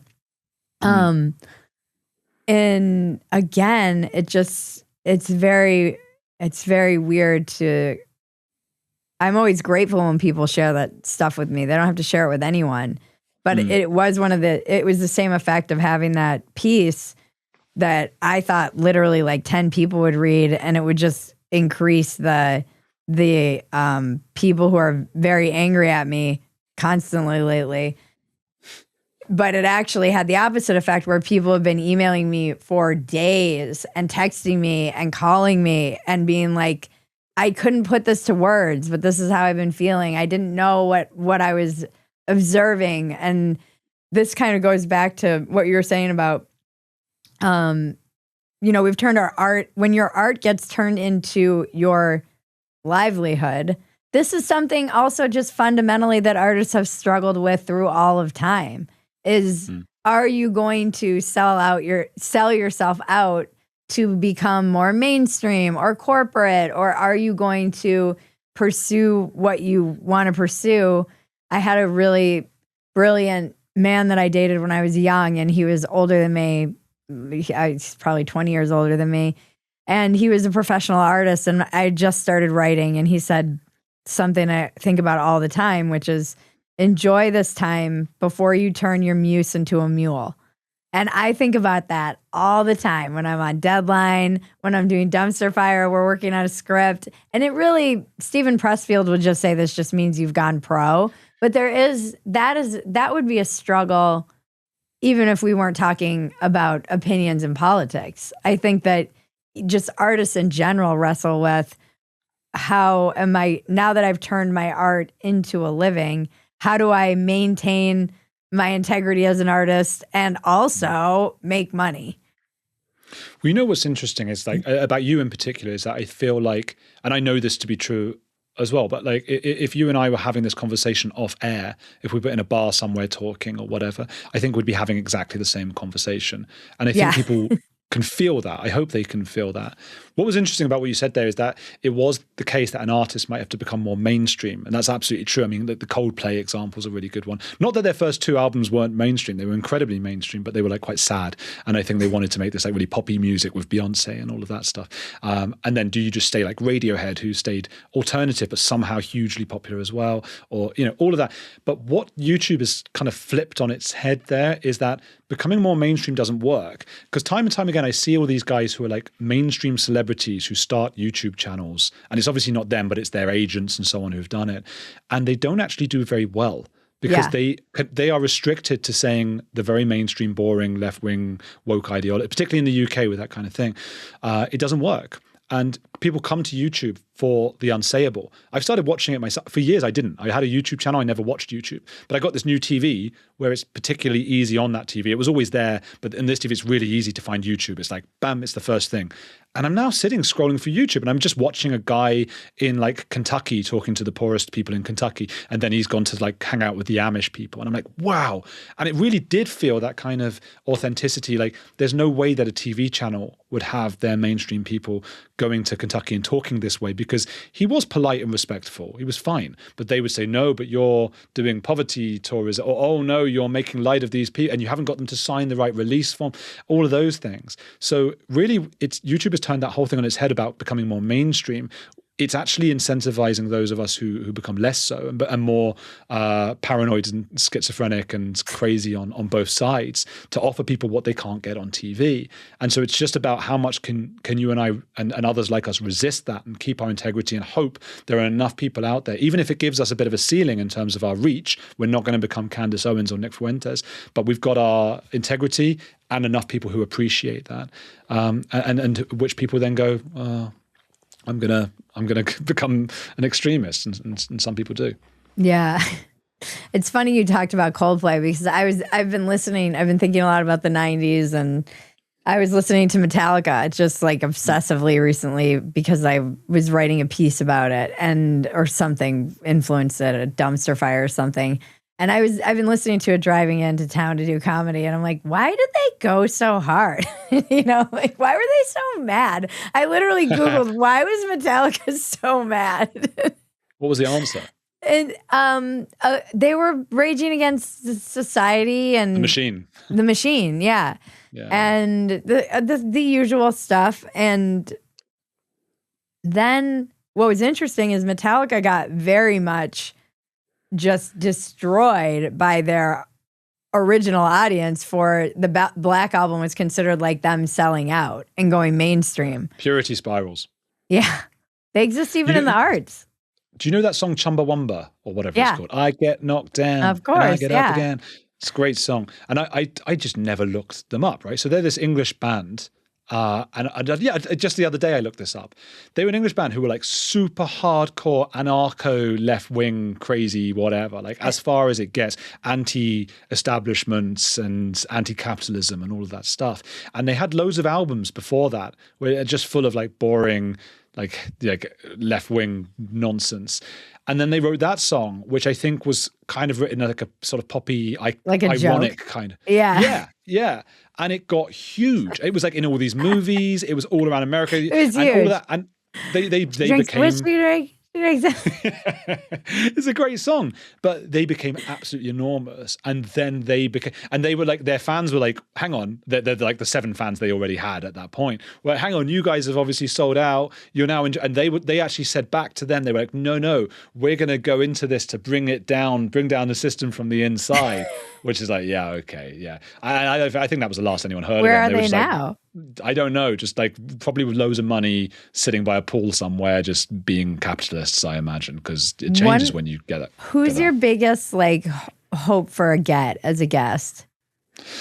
I've tried J.K. Rowling. I mean, we've all tried, everyone in England is, because again, it's that kind of small island thing. It feels like, I don't know where she lives, but it's probably within an hour drive of where I am. That's a very British thing of like, I can get in the car and be with J.K. Rowling in less than an hour. I don't know where, but it's somewhere within an hour, and I could make that happen. And I know, you can speak to her agent, you can get in with these people. And I've done that in a way that I think with American celebrities, it's always been a lot harder, at least for me. But she's never replied personally. Yeah. And I don't think she's replied to any of the podcasters. And I'm pretty sure that if she ever did anyone's, because she is a feminist, and very much so, I think it would probably be a woman's podcast. So maybe yours. It should be mine. It should be yours. I was thinking this documentary that I really have always wanted to do, because I was obsessed with the idea of documentaries, but they seem like so much work. I know. I mean, they just seem like a lot of, not work in the sense of like filming and talking to people. It's the like the legal stuff that I feel like must come along with it. That no, but it's just, if it's YouTube, just don't bother with it.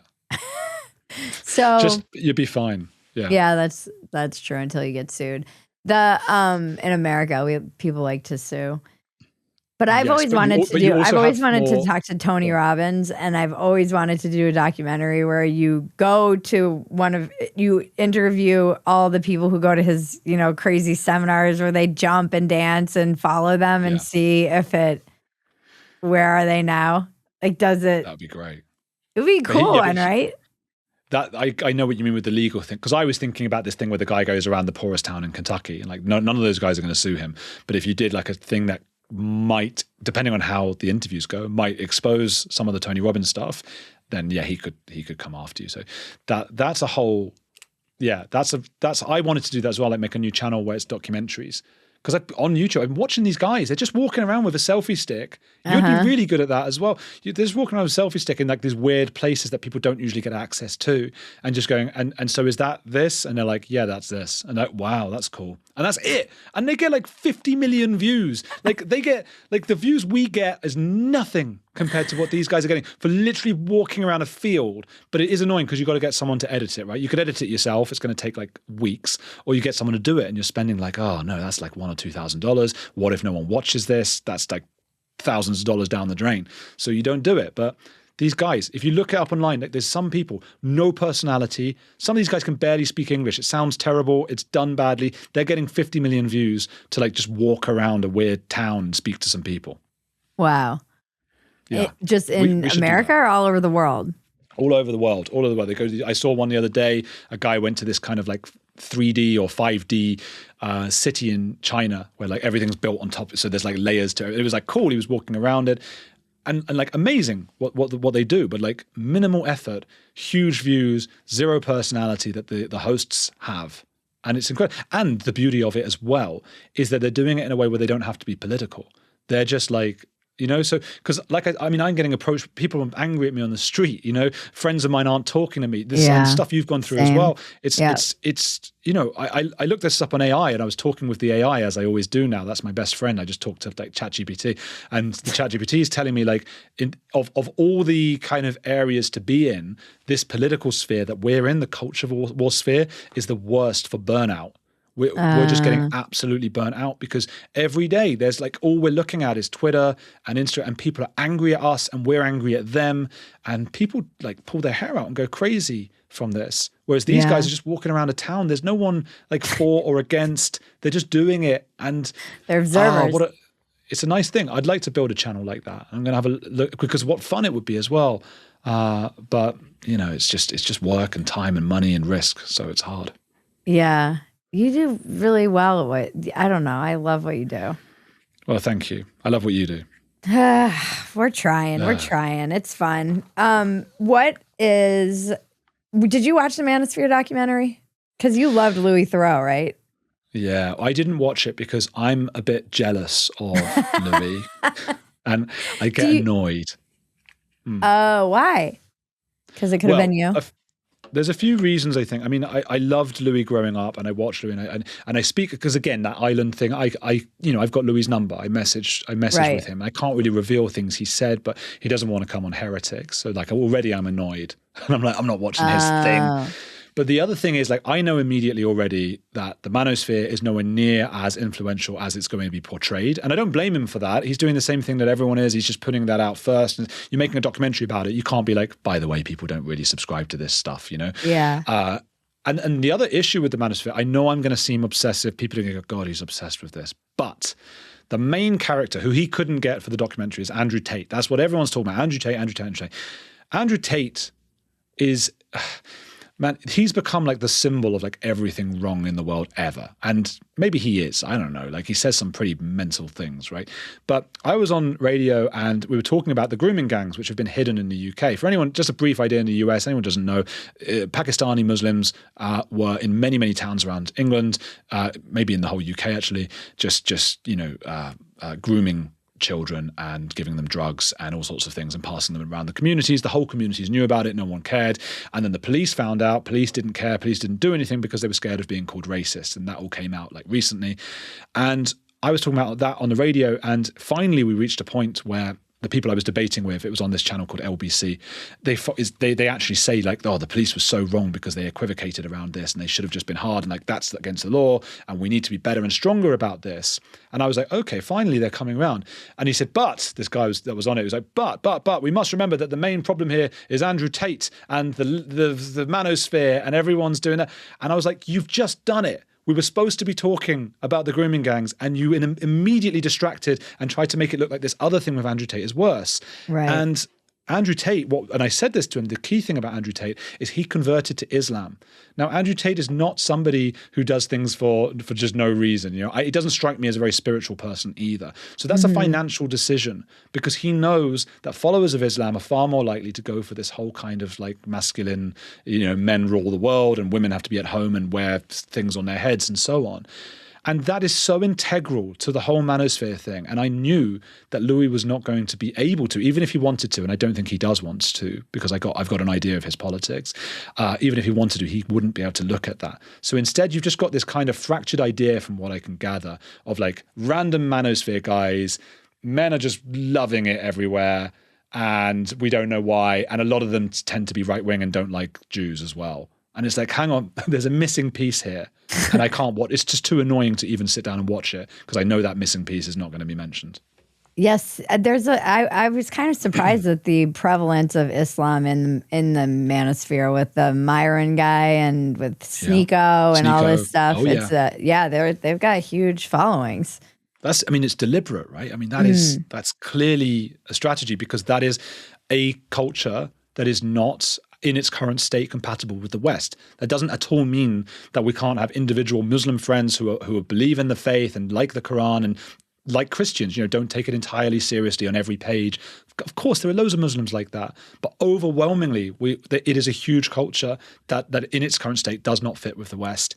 And yet again, we have a documentary with Theroux. I know people will be saying, but you haven't even watched it. But I've asked people who did, like, did that come up at all? And like, of course it didn't, right? We're missing the main problem. Again, we had a series out called Adolescence in the UK. It was on Netflix. Maybe it was out in America as well. I don't know.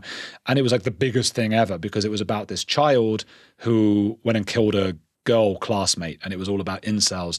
And it got to the point, it was so ridiculous, it was ludicrous, because this was a white child from a really loving family who was still together, loved him, laughing jokes, he got everything he wanted, he was a good-looking kid, it was mental, the idea that he was going to be like the poster child for the guy who goes and kills his girl classmate. But it made such a cultural impact among all the celebrity lovies that it got to the point where Keir Starmer, the Prime Minister, is talking about it, and he accidentally referred to it about 7 times as a documentary. He's like, oh, this documentary was very... It's like, this is not a documentary of a white kid with a perfect family who goes around killing.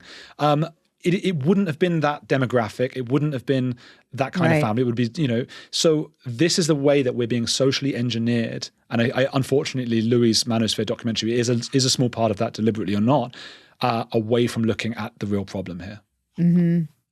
Do you use AI for questions? Because I asked you that before. Yeah, I think you... Go on. No, it just bothers me. It doesn't bother me. It's the thing about AI, that it calls everything into question now. So I've been writing for over a decade, forever. And now, because AI uses M dashes, which was, and I get mad because I'm like, this shit was trained on me, not the other way around. It was trained on all of us to use the M dash. That's why it does that. And so I get frustrated, because it is like, oh, if you have a smart question, people will go, oh, was that AI? You're like, or I just was wondering this. It's a problem, because you'd be mad not to use it as a research tool. Yeah. Its ability to research and find, so I don't know about ChatGPT, because it keeps being woke. It keeps like going like, maybe you don't want to say these things, Andrew. Like, fuck off. Like, don't tell me what to say. I know what I want to say. With your obsession. It's like, we're already reported you Andrew, to the you're authorities. being a bit obsessed. We've called the police. They'll be there in 5 minutes.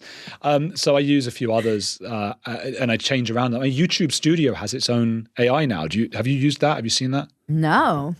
That's cool. It's got its own AI in the YouTube Studio, and that is like an unbelievable research tool, because you can say to it, you can say it's got access to all of your whole back catalog. So you can say, hey, based on all the comments in the last, literally just before speaking to you, I was talking to it and I was saying, this is what I've wanted.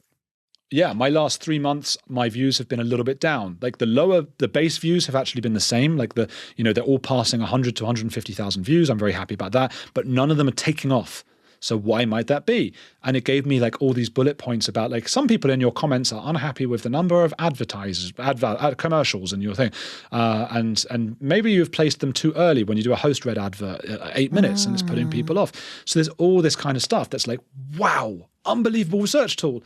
So then if I'm going to be like, okay, YouTube, you know who Bridget Phetasy is, right? You know YouTube, you know exactly who she is. You know what works with her and her audience. You know what works with my audience because you're my whatever. Tell me what's the best possible framing of this episode?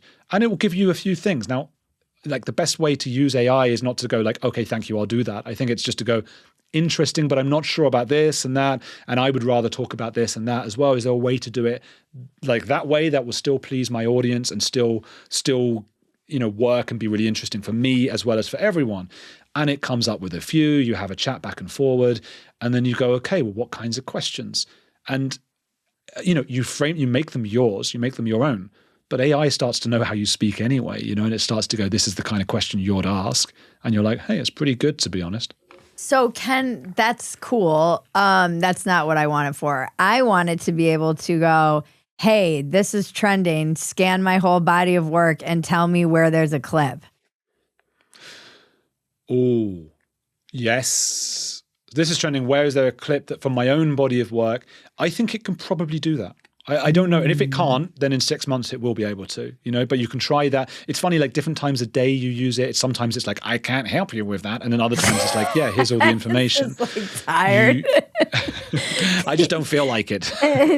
Yeah. So it can do that. It's an unbelievable tool. And look, it's one you can say, oh, but where's the humanity? But then you can also say, hey, this is serving the audience. That's giving them what they want. And you can do it in a way where you still get what you want. And it's about that compromise that we talked about earlier of like, as long as you are not saying things that you don't believe in, as long as you're still passionate about the things that AI is suggesting, then it works. It's just you mustn't rely on it entirely or become a robot. But that M-dash thing is really annoying. I find it very helpful for synthesizing information. For like one of the cool things that we do now is we have a writer's room and it's virtual for Dumpster Fire. And we'll pitch jokes, go through the topics.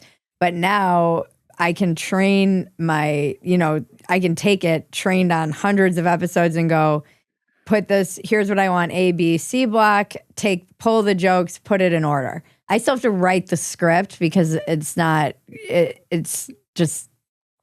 still not, I actually don't think it's good at being funny. But if I tell it to pull the jokes that we already came up with in the writer's room, it will take an hour-long transcript and put it in order. And that has saved me an enormous amount of time.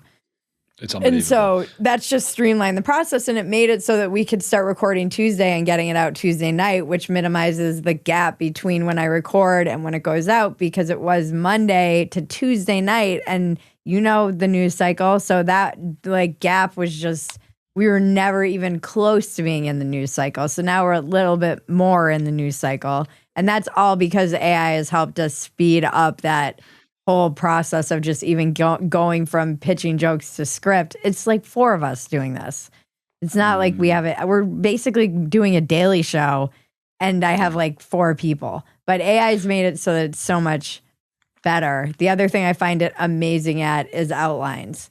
I still have to do all the writing because writing is how I think and work out my thoughts, but it's amazing at going here's what I have in my head. Because my brain tends to explode.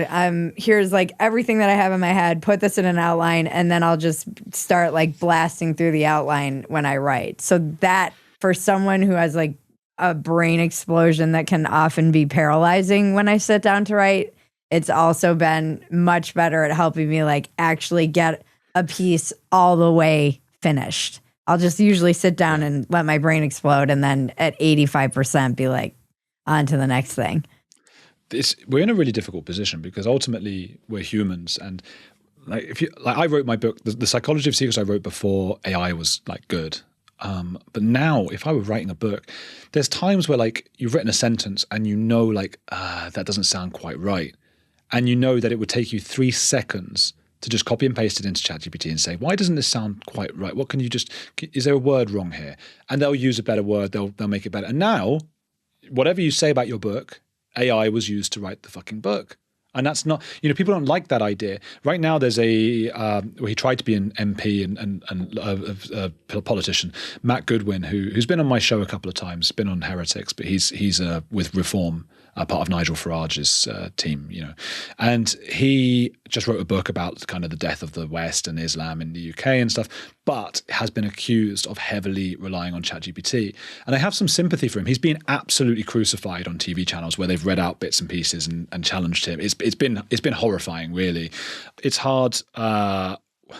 how are we going to ever know what's real and what isn't? And it's hard, you know, I understand why people would use that. I mean, people don't want to count to 100 or whatever. They use a calculator. So why wouldn't you use this thing just to freshen up your words and then why wouldn't you go, okay, but yeah, is there something wrong with this chapter? Is there somewhere else I could go with it? Is there something I've forgotten to explore with it? And you make the book better. It is of course better, but AI has done it. So that's the downside of it. So it's really, I don't know how we navigate this going forward. AI has done it? Well, AI is the one that told you to use, like, let's say you made a chapter about secrets and you're like, okay, this chapter seems good, but you know, you might show it to an editor and say, what else can I do? But instead of an editor, now you've got ChatGPT and you can just do it in 5 seconds. And so you put the whole chapter in and you go, I've done this thing about secrets. By the way, this isn't what I did with my book, but because AI wasn't working that well by then. But I've done the secrets. What am I missing? And it might say like, well, have you considered the difference between secrecy and privacy? Right now you've made your chapter better because you're, oh yeah, that's a brilliant idea. What is the difference between secrecy and privacy? That's fascinating to me. And thanks AI, but AI has done it. It's made that chapter better, and that's something that's difficult for us to grasp. No, I don't have a problem with that actually, because I feel like humans will do that. I mean, that was one of the things I was thinking about when you were talking about secrecy. Is for some reason I started thinking about like the Chinese government and privacy, and with all of the algorithms that know us so well and biometrics, like, do we even have secrets anymore, even if we think we have them, because there's no privacy, and what's the overlap between that? And it was a rabbit hole I could have gone down. But so I think that I feel like that's okay. You know, it's almost the same as if you had somebody that I'm sure you talk to your wife and you brainstorm and you go back and forth and you have conversations and she pushes back and it helps you clarify your work. So I don't have as much of a problem with it doing that, because that process happens. It's the same as just Googling. You know, when you have a thought and you Google and you go follow like a thread and then you read something and then you click on another link and follow another thread. It's just kind of doing that faster. That's how I see faster. That. So I don't have it's more when it's like writing for you and taking away from that process of actually writing at least the first draft, where you're wrestling. Like, I'm writing a book and I'm wrestling. I'm in the melting my brain portion of the experience. And I feel like that comes through. And when you read something that AI has written, I don't feel that struggle. I just don't. There's something missing. And maybe it's because I'm a writer and I read a lot, but I get like an uncanny valley sense when I feel like the writer hasn't grappled with whatever they were trying to tear out of their soul. So I wonder if that would be a case of prompting it. So you would say, listen, because I think I mean, there are different levels of it, but if I think you and tested me though, I'd probably fail. If you were like, hey, if this is, do you think this was human or AI? I bet I would probably fail. Well, there's the kind of LinkedIn AI, which is like, you think this is this, M dash. I know you use M dash. It's not. And that's and every fucking sentence is that. It's one after another, because they know that's what gets people reading. This is an X, this is Y.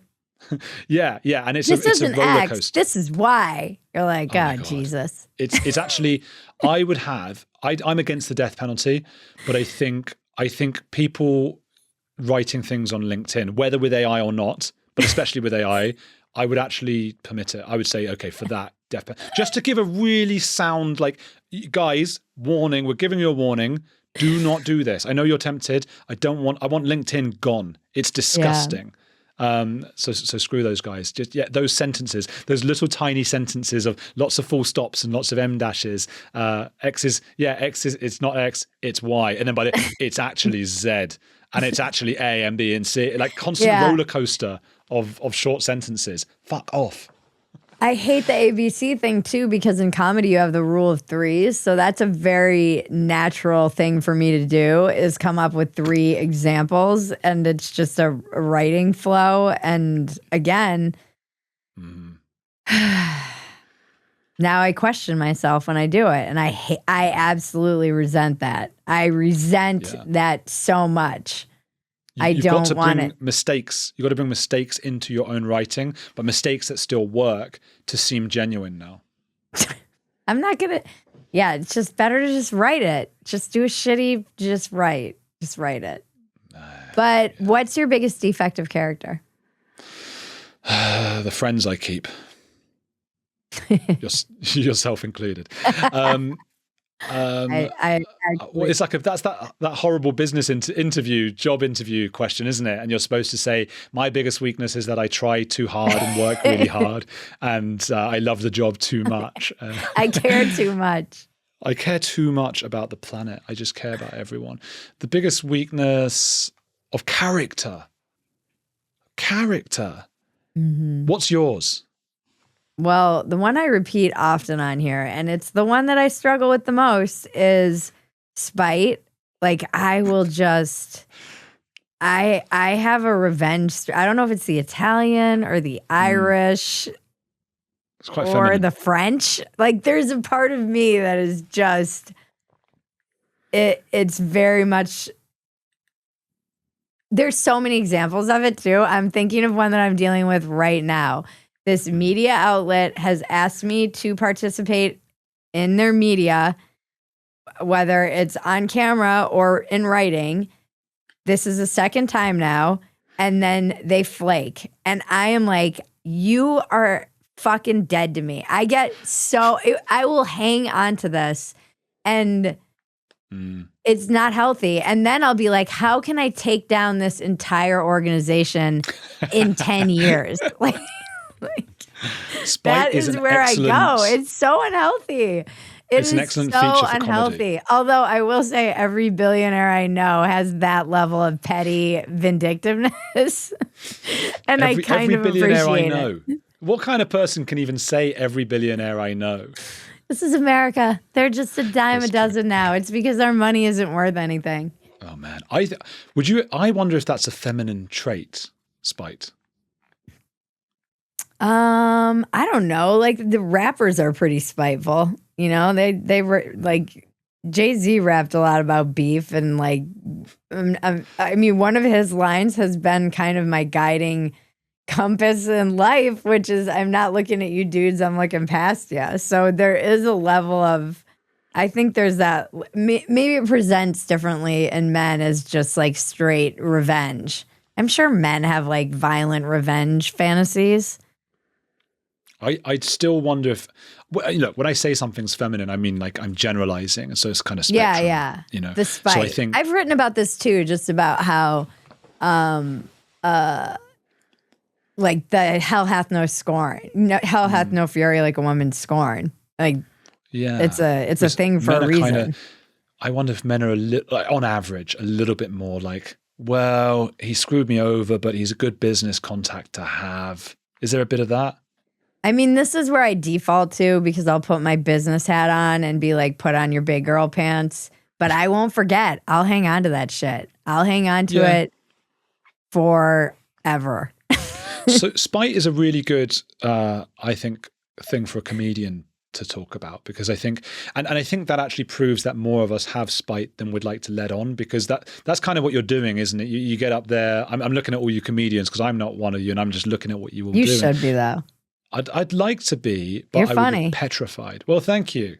Yeah. Well, one day, I imagine, I mean, going out on a stage like that, I would be petrified. But the spite thing is really good, because I think everyone laughs because they recognize it. It's like a naughty secret they all have. So I think we all have a bit of that, and no one. It's such a weird thing if you think about it. If aliens came down and looked at us as a species, how bizarre it is that we can't know what we're all thinking, and what we're thinking is almost always entirely different to what we're presenting as thinking. And that spite thing is one of those things you're just not in polite society supposed to be able to have. And yeah, of course, we're all livid all the time.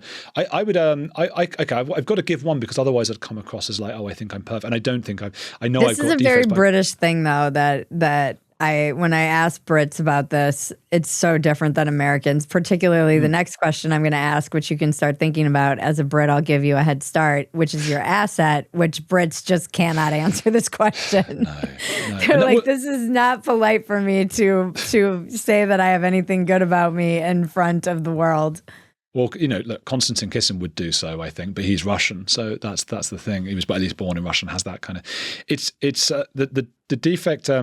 I am competitive, and it's hard because I don't see myself that way. And sometimes I think I am competitive in a way where I want others to not do well. And I hate that in myself.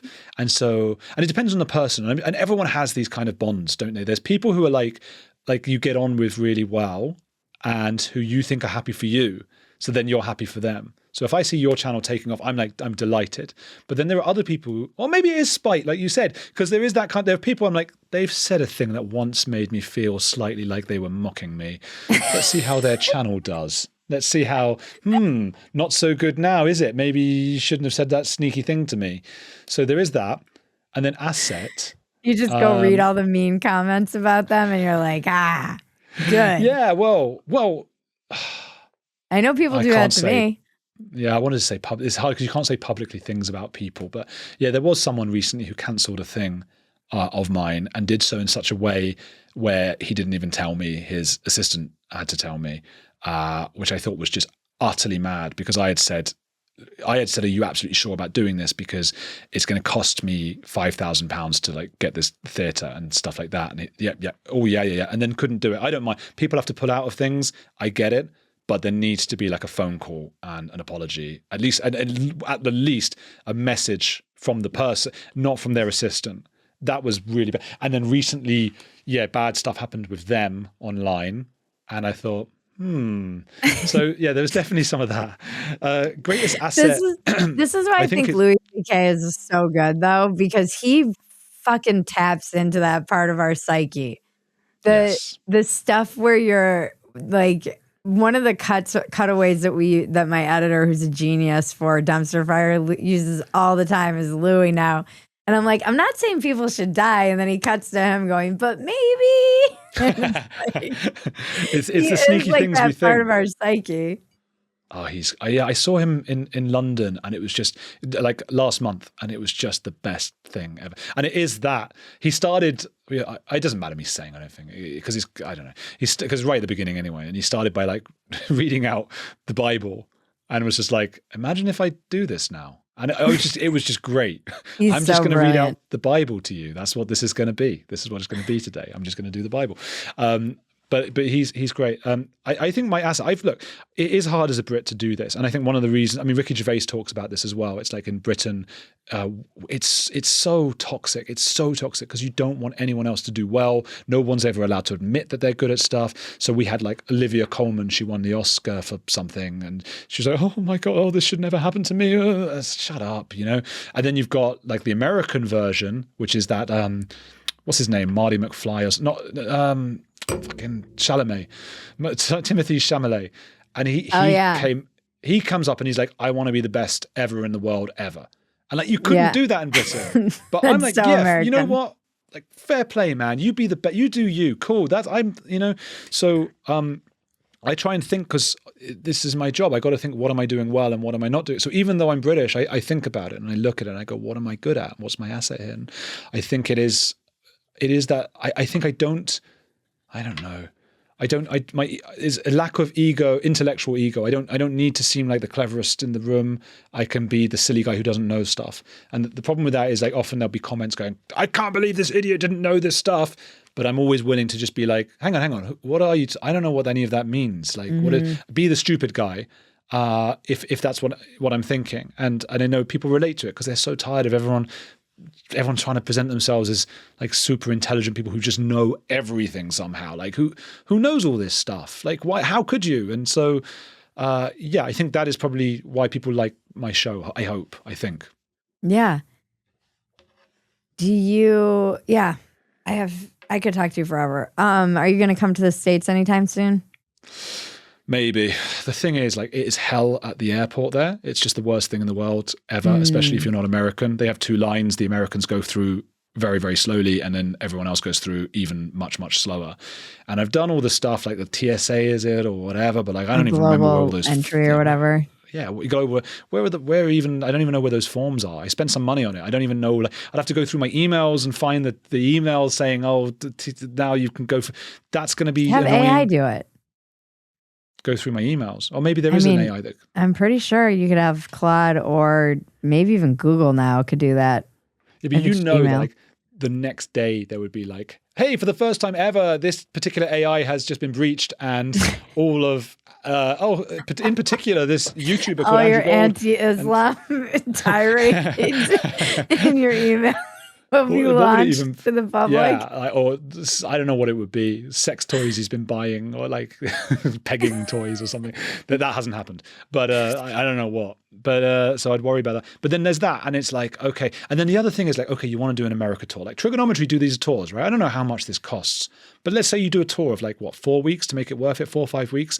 I've got to take my cameraman then. So I'm taking my cameraman and me, and maybe there's another guy as well. So it sounds like a sort of sex weekend or something. But there's all these guys are going out, and you got 3 weeks. And so the flights, you're already like several $1,000s down, right? That's like $5,000 straight away. And that's economy.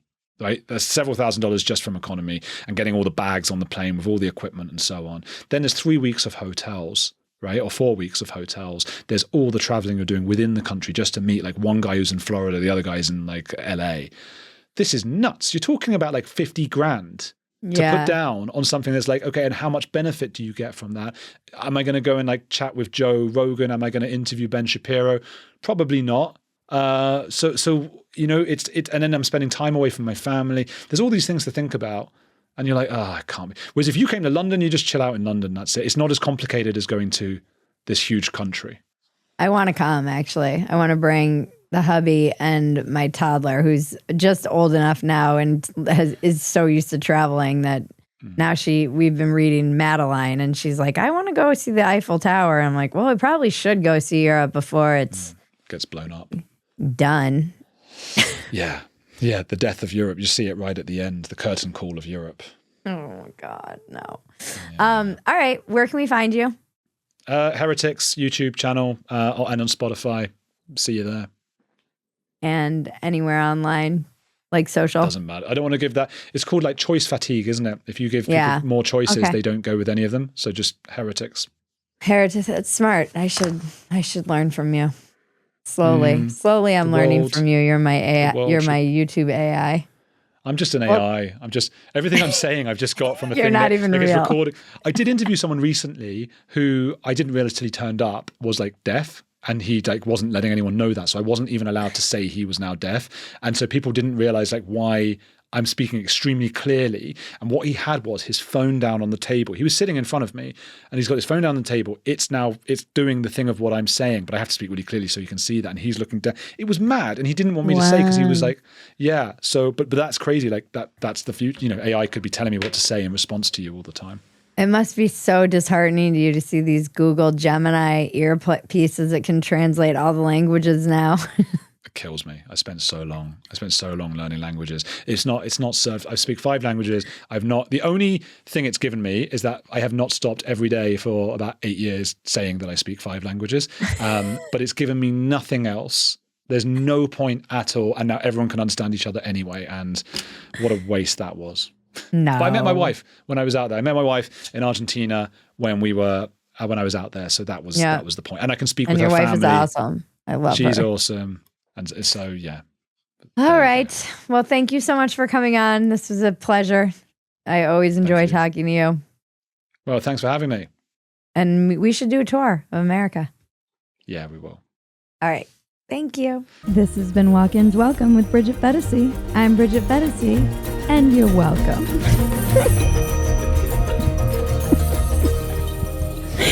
It's the dumbest line.